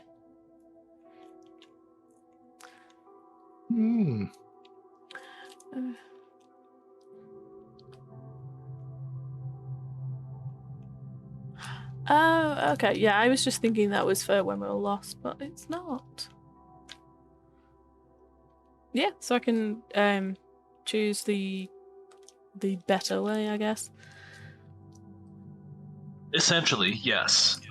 You would have to make a roll for navigation, which you know, which is basically, it's like a catch-all. It's navigation, it's knowing the area, things like that. So you're trained in it, which is going to ease the difficulty by 1. But then if you apply effort with Find the Way, if you want to, again, you don't have to, but if you want to apply effort, which is an intellect spend, so you would have to spend a point of intellect because you don't have edge. Yeah. You'll essentially get an extra level of effort for free on top of that if you do spend effort. This difficulty, though, I'm not going to tell you what it is, so you just have to make a decision. Okay, You're already getting it reduced by 1 step. If you spend a point of intellect, you can reduce it by 2 more steps. Okay. But I can spend luck instead of intellect? You can, actually, yes. Yeah. It's alright. I've only just realised that this is 11. I honestly thought it was 2. Oh, no, it's 11. Yeah. That's why I didn't spend any in the first 2 place. would be awful. Yeah. Well, Yeah, brains no, weren't that's fair. important back in the day. But yeah, I'll spend a point of intellect. Or luck? Yeah. Yeah, I'll probably do luck, actually. Reduce it down. I'll make it easier. So your luck is now 2. Oh gosh, he still rolled a 2. It didn't okay. even roll. Wow. You do have a point of experience you can spend for a reroll if you want. I would. Yeah. But we're not going to play these characters again, right? It's a one-shot. Yeah, because I think this is something that Constance would want to make sure that she knows. Sure. So yeah, I'll spend You it don't want to to look bad. reroll. Okay.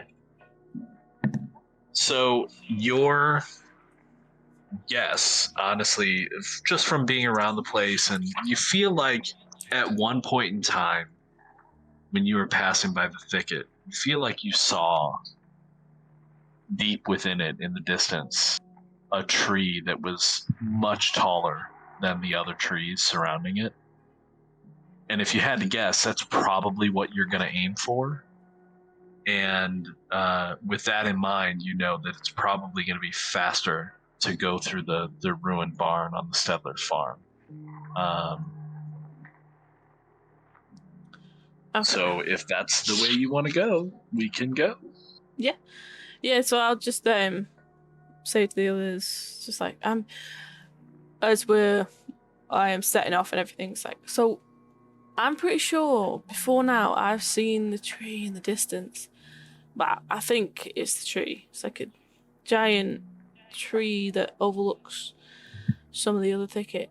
So I think the best way to get to it the fastest would be maybe through the barn. We can it might be the quickest route, the easiest way. Well.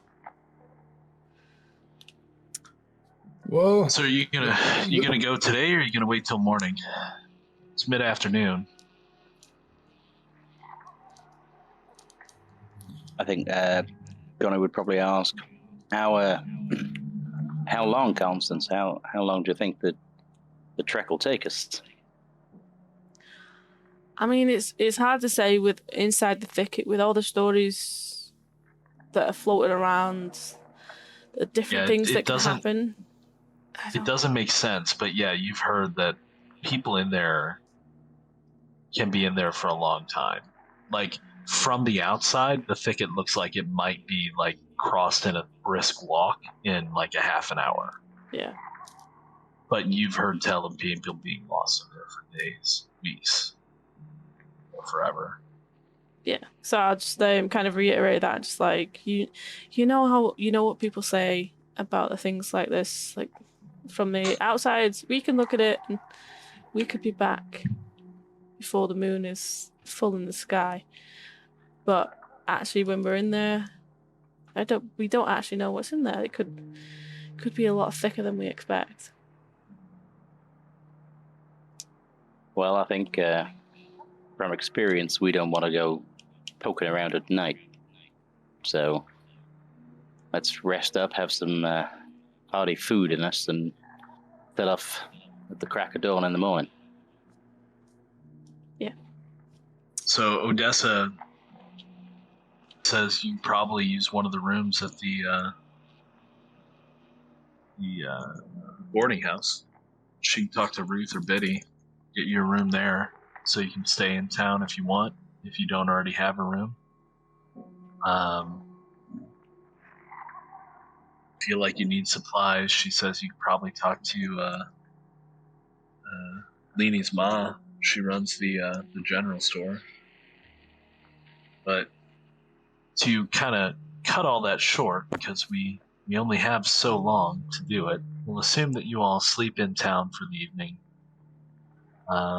Maybe grab a bite to eat, maybe a little bit more drink to fortify yourself, and maybe you set off in the morning with a couple of sandwiches, cheeses, maybe an extra pack full of provisions, just in case, Odessa says as she hands over the pack. Yeah. Much obliged. Thank you, Odessa. Y'all be careful in there and you come back. Oh, we plan to. Yes, that is indeed our goal. So if you head to the Stedler from tonight, south of town, doesn't take long. Still dew on the grass and the leaves of the trees. Sorry, It's easy we do take some things to start the fire because Oh, sure. Yeah. in case we want to burn that tree down or something. Yeah. That's so a most very definitely good point. something to burn it down. So, Yeah. do you, an important question, hopefully not giving away too much. I know I'm not giving away too much. I'm not dropping red herrings either, but do you want to bring enough fuel, or do you think you're going to be able to burn what's in there?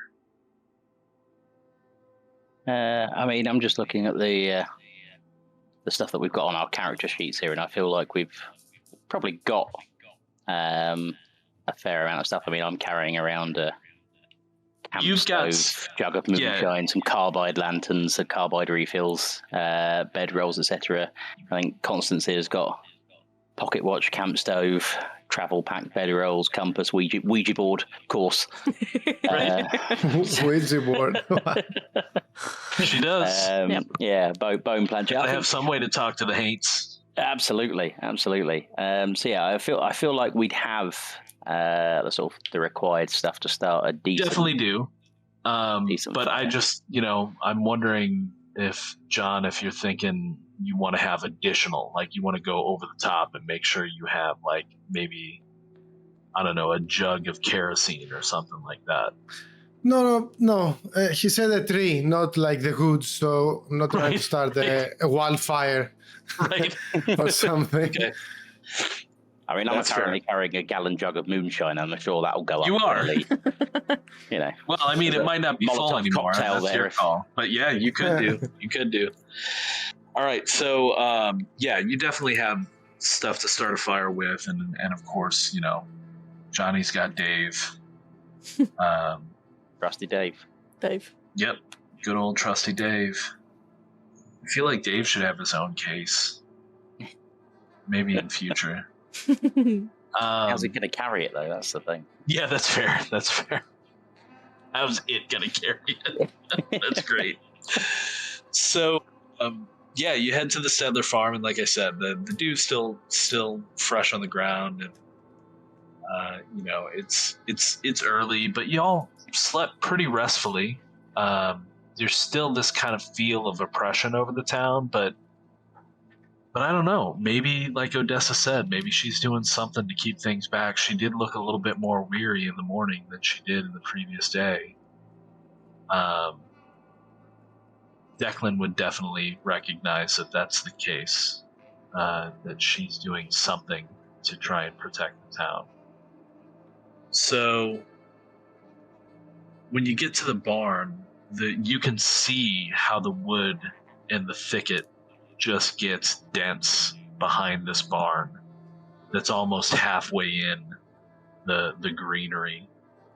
And peeking into the barn, you can see that, there does appear to be kind of a tunnel, an opening, but it is dark.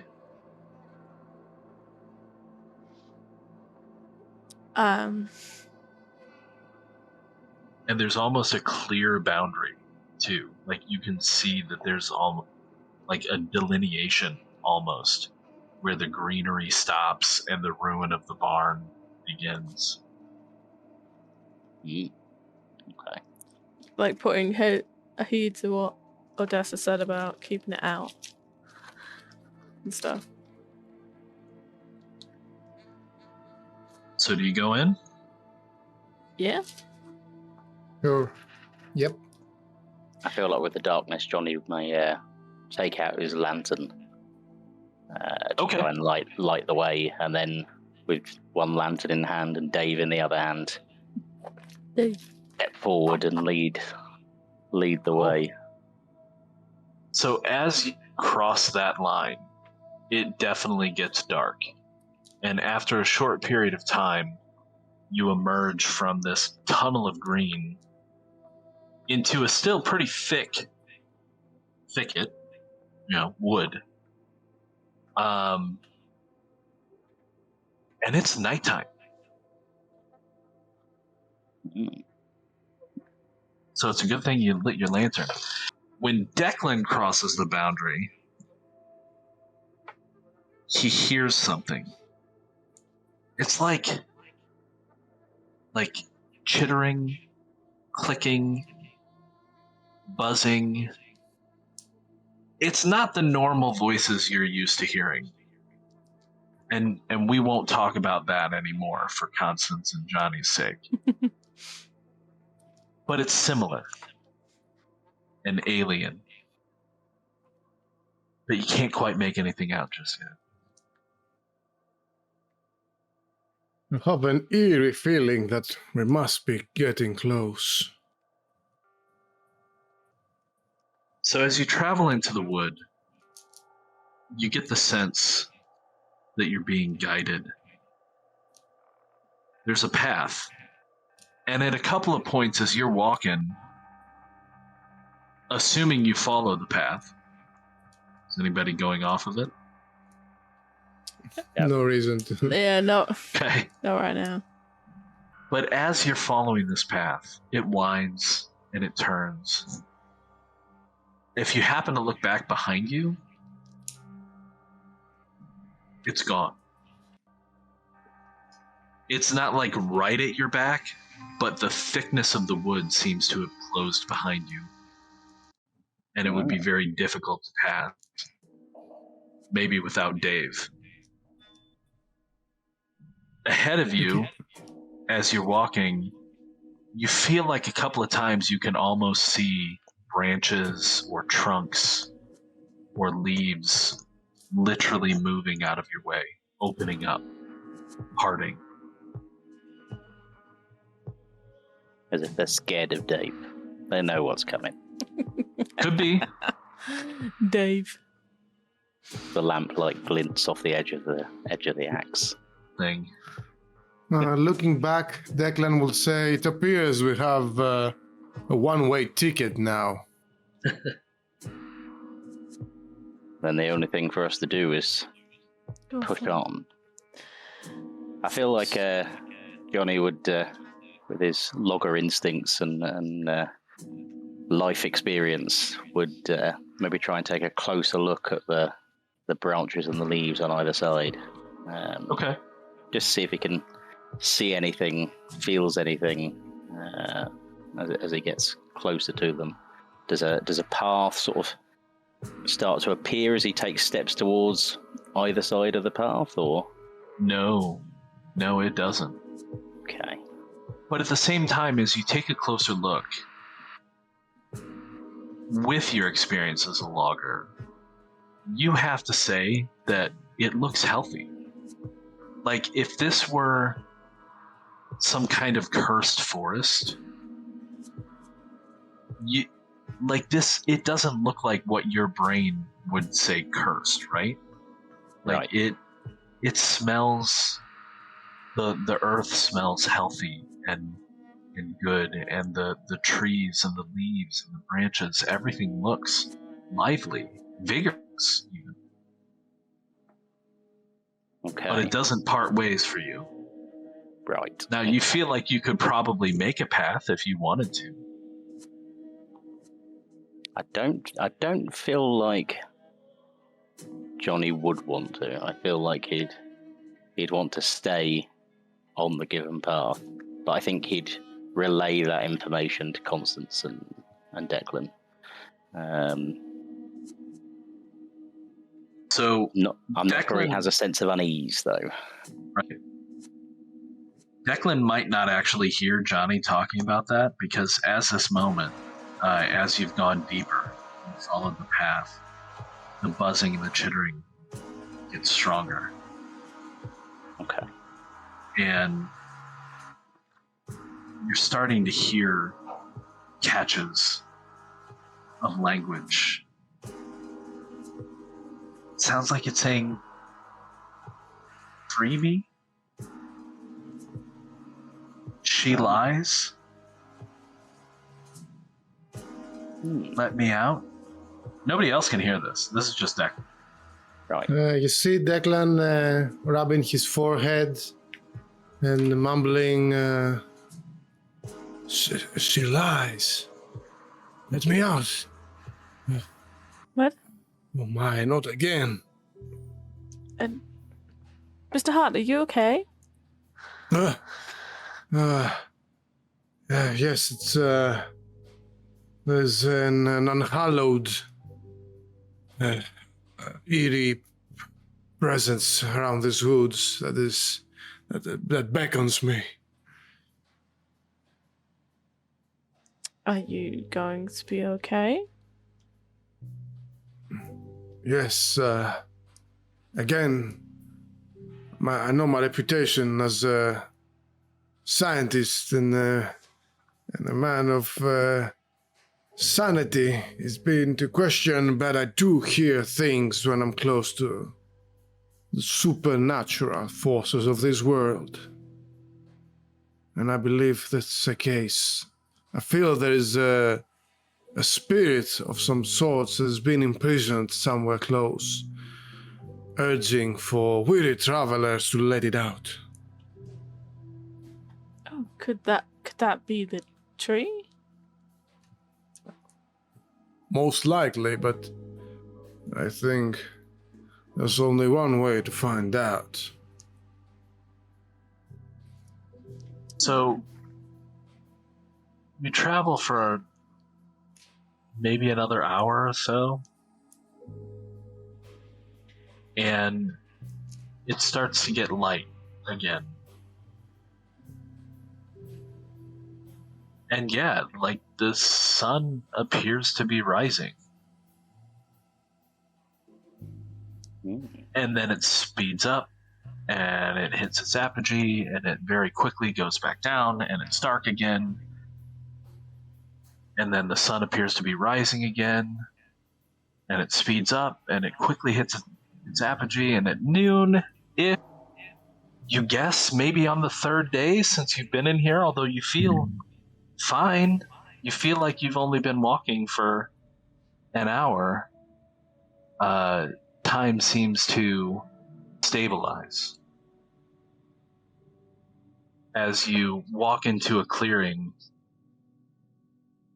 where there's just a massive tree.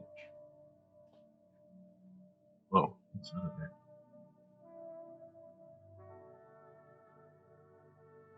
And this tree is easily wide enough to take 20 to 30 people holding hands to encircle it. Wow. The leaves are luscious, thick. But what's interesting is that different parts of the tree, almost as if it were separated, not cleanly, but if you imagine like something that's broken into rough quadrants, each quadrant of leaves, with the exception of one, appears to be in a different season. So there's a part of the tree near the top that very clearly is spring and new growth. And then on the other side of the top, they're still green, but thick and growing more to the summer. And beneath that, the leaves begin to turn multicolored and oranges and umbers in the fall. And then on the other side of the tree, in the lower portions, the branches are bare. Oh. And as you enter the clearing, the tree welcomes you. Not in speech, not with words, anything so crude. You know that you're welcome.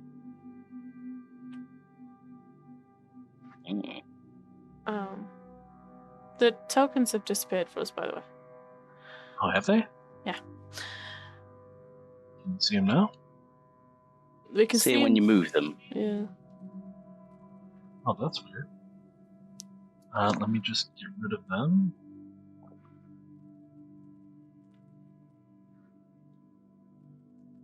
And move them back. So, I think as we get to the clearing and are walking up, What's up? Huh?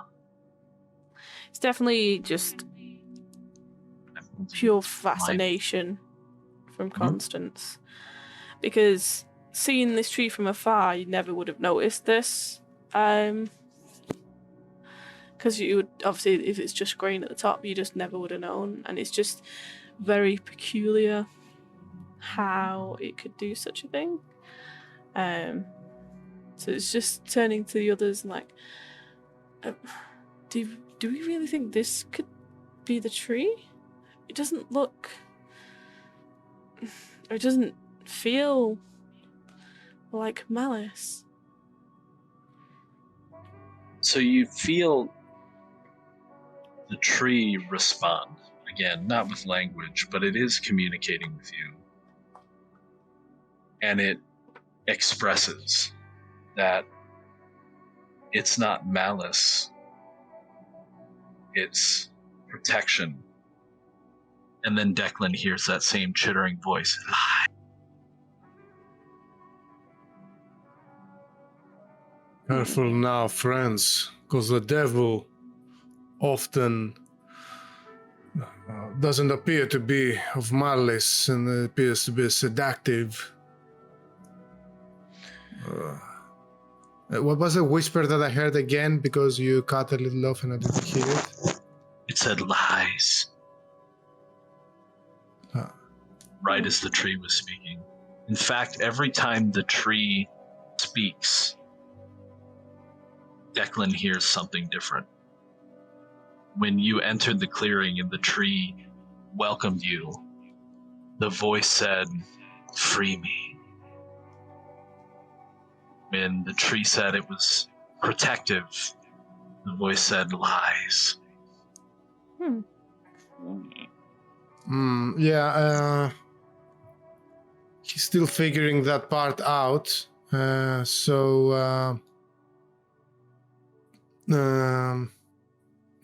By the way, my portrait has changed to another character in the old bear. Hang on, I gotcha. There I am, okay. Dream still can't see him though. No. Yeah. Hey Tony, can you refresh the owlbear for the stream? Because I think that might be part of the issue. Because I've got a different picture up now too. Yeah. Ah, there we go. That's pretty. There you go. There we go. Got it now. Yeah, obviously, you see Declan sweating a bit,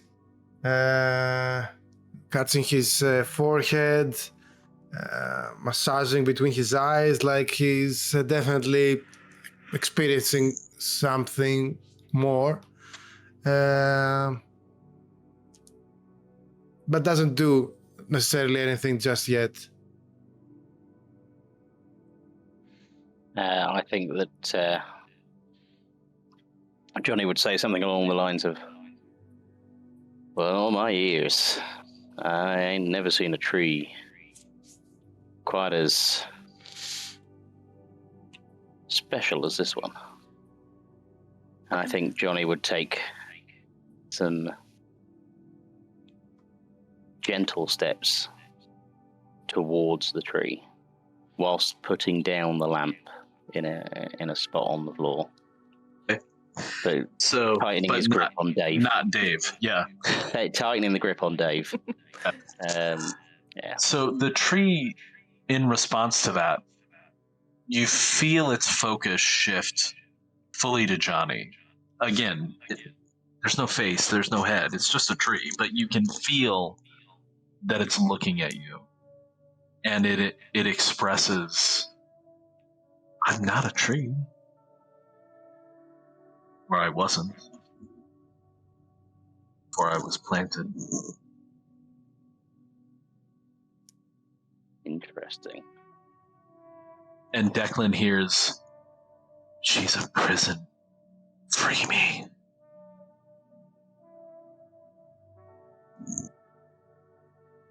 And it's still only Declan that can hear those voices. Yep. Only Declan. Goddamn. Okay. I feel like Johnny would want to get as close to the trunk of this tree as possible, and reach out a hand towards the trunk to try and touch the trunk. Okay. Yeah, I mean, there's nothing to stop you. When you place your hand on the tree, you feel warmth, you feel life. And in fact, as you touch the tree, you note that the wrinkles on your hand fade and your skin tightens back up, and the effects that you suffered from the song are gone. Okay.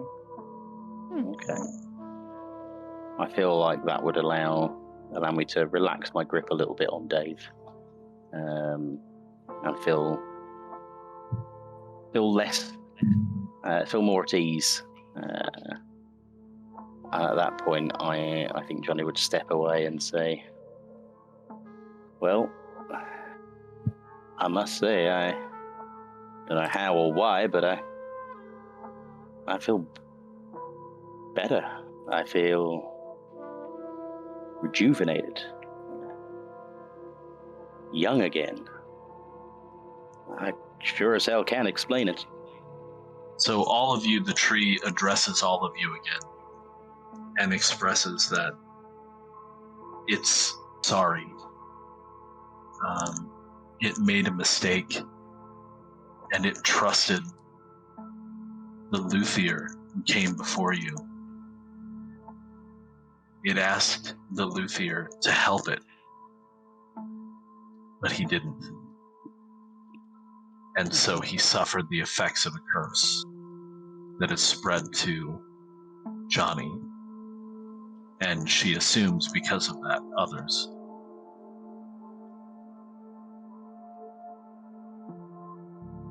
And then Declan hears, "She's lying, don't listen. Cut her down, free me."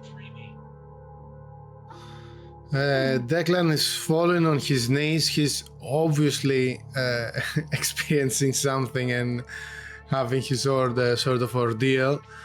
And he goes to a praying stance and says, "Oh, Mama, help me. Which voice I'm supposed to believe right now? If only you could be here." And the voice of buzzing, the voice of buzzing and chittering says, "I can help you see her again. You must free." The voice that says the lies and free me says that they can help me see her again. "I can help you find your mother. I can help her return. You just have to cut down the tree. Free me." Mama is long gone. Be gone, you demon. Obviously, he says those things out loud, so he might look a bit crazy or something. And he's... Since you're saying that out loud, the tree visibly shudders, and the leaves tremble, and some of the leaves from the autumn part drop to the ground, and it expresses it's trying to tempt you. The thing that I'm protecting you from. I just want to rest. That's all I wanted.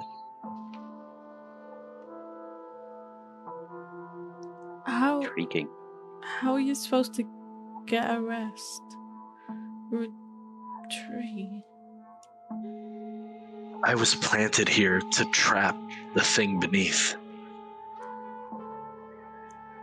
I never knew I was going to be here for millennia. I just want to rest. I just want to live. All I asked was that the Luthier find a way to release me from my burden and imprison the thing beneath in another way. The thing beneath. Oh my, it must be. I believe that I'm hearing the voice of the thing beneath. Yes, I do. It's tempting me, urging me to burn you down, to release it. It's telling me that you can help me see my mama again, but I know my mama is long gone. Tempting is a word of the devil, and I believe the devil lies underneath, my friends. So now all of you, sweat. all of you can hear the incessant buzzing and clicking. And it says, all you have to do is remove her, and I'll be free, and your friends will be healed. And she says, I can heal your friends as well. You just have to help me be free of this thing. And how do you wish to be free?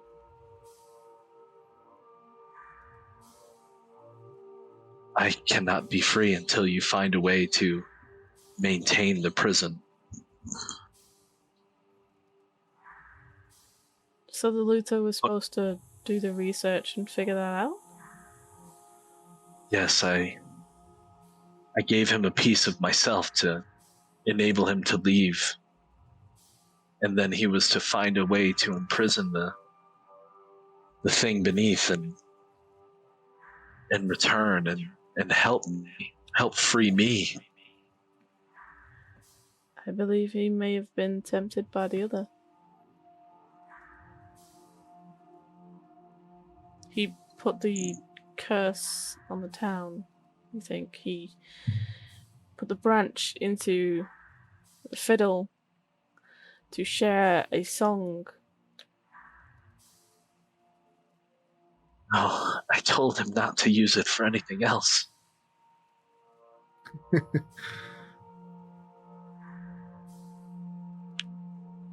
He said that's what he was told to do. It was a lie. And then you hear the buzzing. It was the truth. She doesn't care. She just wants to be free of me.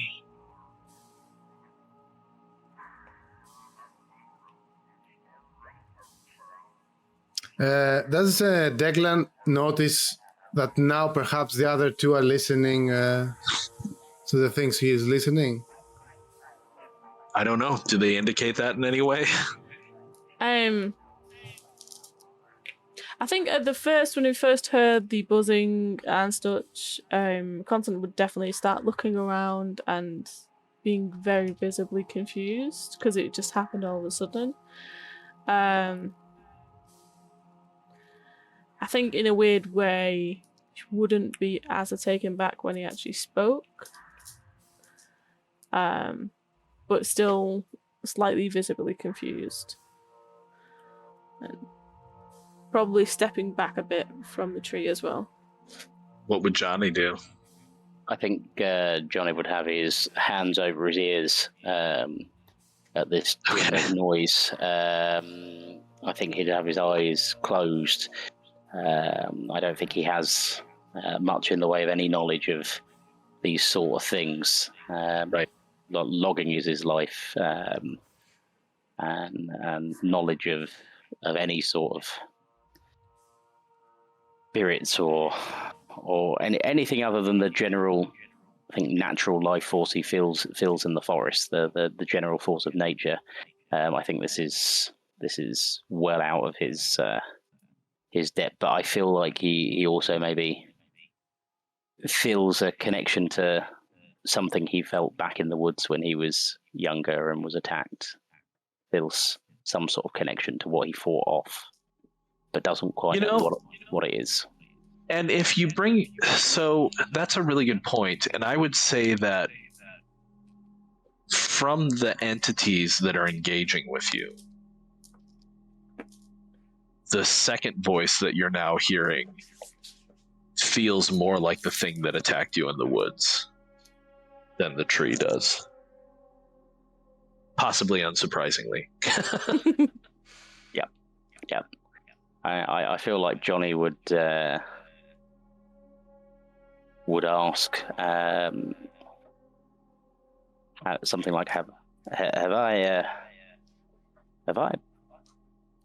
met you before? Have I come across you in the woods. Oh, you're trying to talk to the thing beneath? Yeah, I feel like that. He doesn't know what to do. I feel like that would be his reaction would be to try and engage the pleasantries. So at that point, if you ask it a question directly, especially that question, I guess, it howls. And all of you need to make an intellect defense test. Oh. Oh, Christ. I broke it. We're in trouble. I'm doing that thing with the edge and the... Sure. Hiya! Okay, that'll definitely do it for Declan. Come on.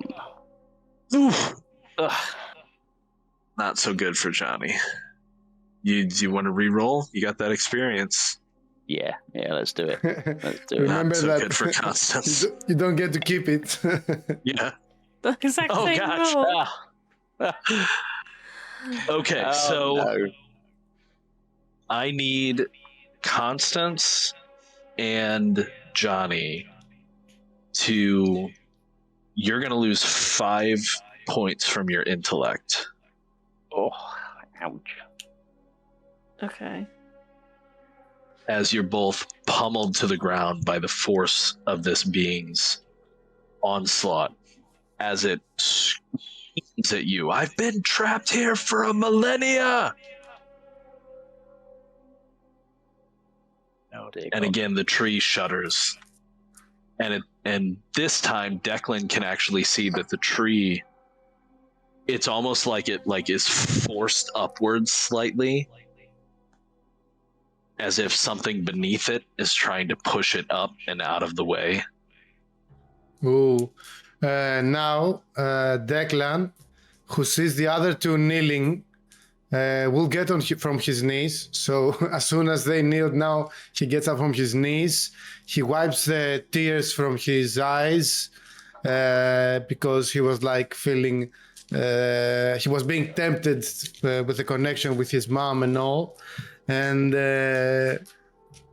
he will walk up to the tree close to its like roots and middle or stuff, and he will touch it and say out loud, that Luthier, what is it? How could we possibly change the seal?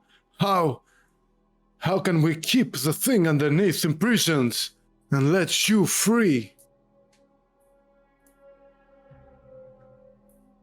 So it almost consolingly says, "It may take time, but I'm willing to wait. I can hold it if you trust me, and I can release your people from the curse. Or you can listen to it. Take your chances. It's your choice."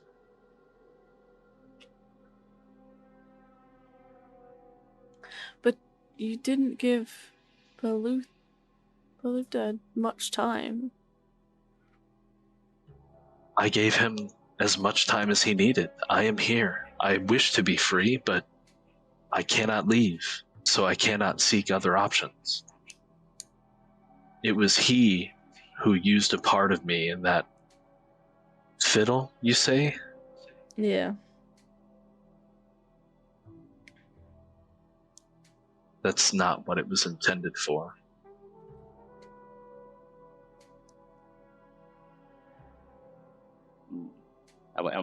We all hear this from the tree? Yes. Yeah, sorry, I'm just assuming that we all hear the answers to anyone's questions. So. Now you do, yes. Yeah. I feel like asking what was it intended for? Mm.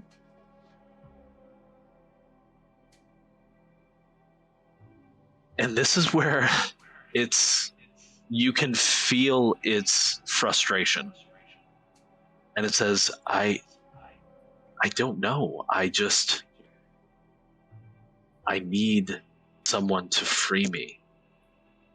And then you also hear the buzzing noise again. Yes, free me.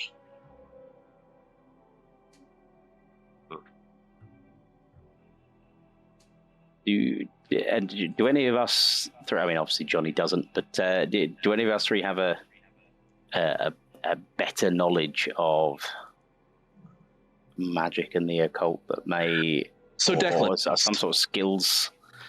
Declan does, and Declan would understand listening to this now that with a part of the tree and the knowledge of what it does, you could, with time, and possibly with Odessa's help, figure out what to do to create a new way to cage the thing beneath and enable you to free the tree. It's not anything you're going to do today. Yeah. But if you wanted to do something today, you could destroy the tree and release the thing beneath, which it's trying to encourage you to do. And he will say that. He will say that. He will say he will help the others get up if they're still on their knees or something, and say, "I believe so that, given time and perhaps with Odessa's help, I might be able to find a new seal to imprison the thing underneath. But I need to know." He turns towards the tree. "What sort of devilry lies underneath? Who promises such seductive things?" So she tells you that it's an ancient thing from under the mountains. And she flashes an image of it in your mind and tells you that it's called the Cindering. Ooh. He whispers out loud, The Cindering. The Cindering. It's from the mountains of Appalachia. And as the tree is pushed again, and you can this time, especially all of you now that you're standing again, you can see the roots of the tree kind of grow deeper into the ground and almost pull itself down to the ground to hold whatever is underneath it in place. I see.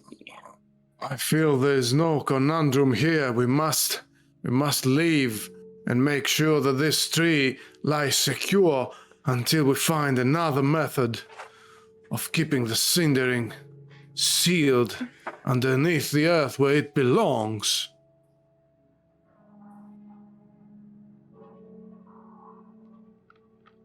You truly believe we can do that?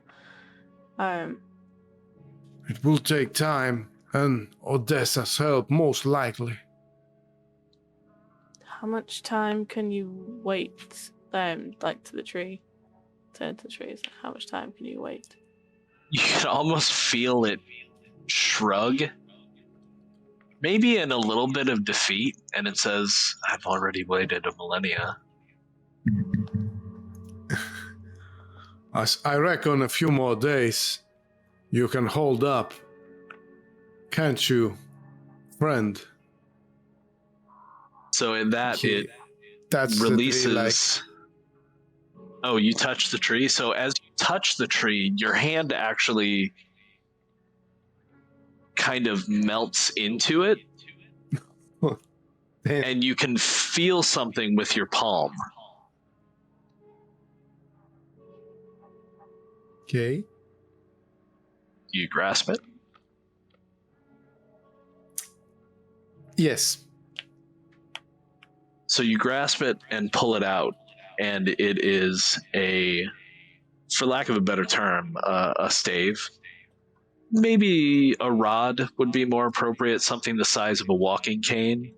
It's a natural bit of wood, unworked, unbroken. In fact, it still has, in a few places, a couple of leafy growths on it. And the tree says, this should make your people well and lead you out of the wood. I'm trusting you to do what the Luthier didn't. But know that if you betray me, things might be much worse.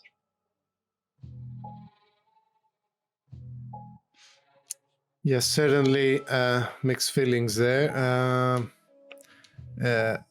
Did you hear that too? They did, yes. Yeah. Maybe. What if you let Odessa come visit?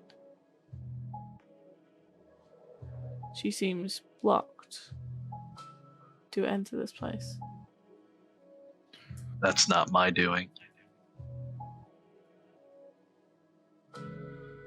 So just look down to the ground and just like,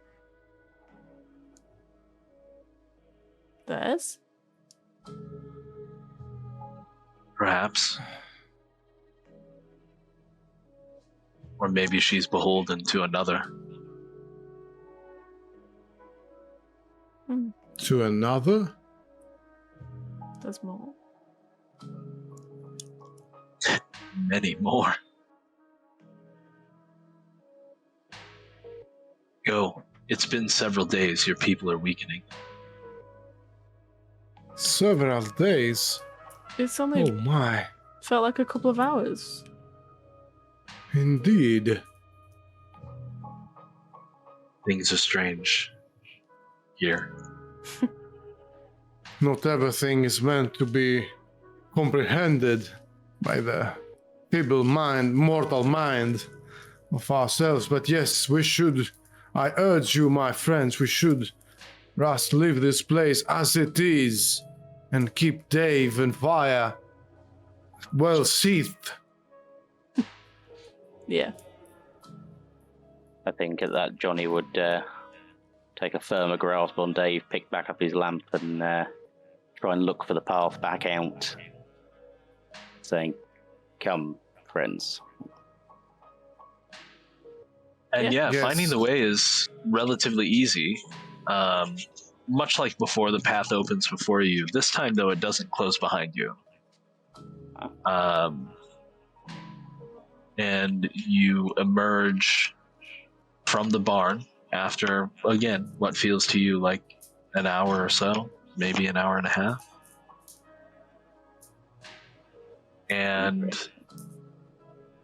find yourself back where you began, at the edge of the thicket.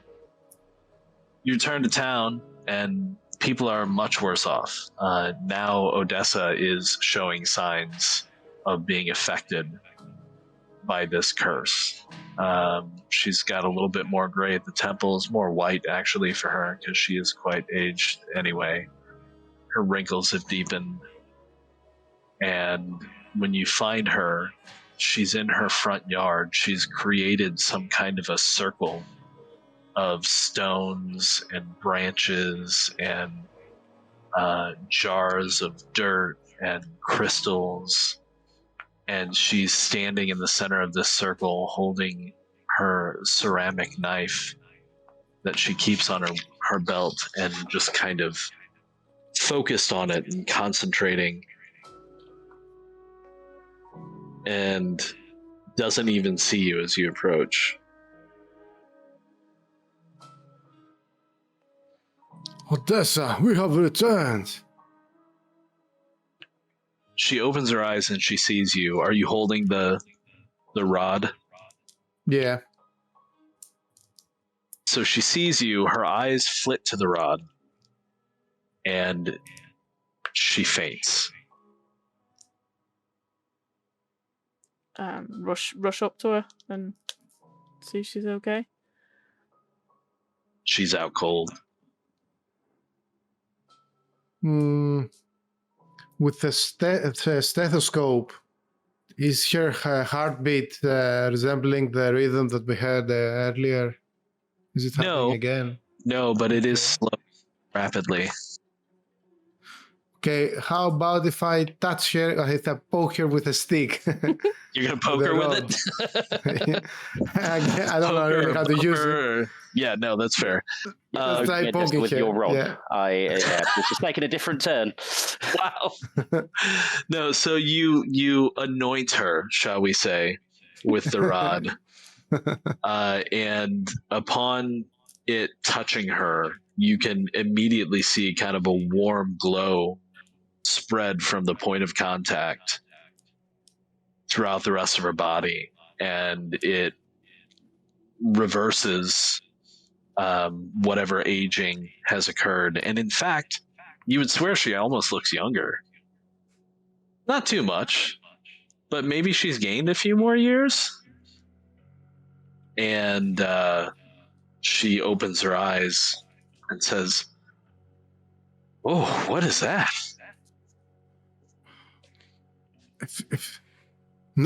I must. She says, "The one who has been affected the most is Mr. Bales, Paolo. What was his name? Pollard Bales. Pollard Bales.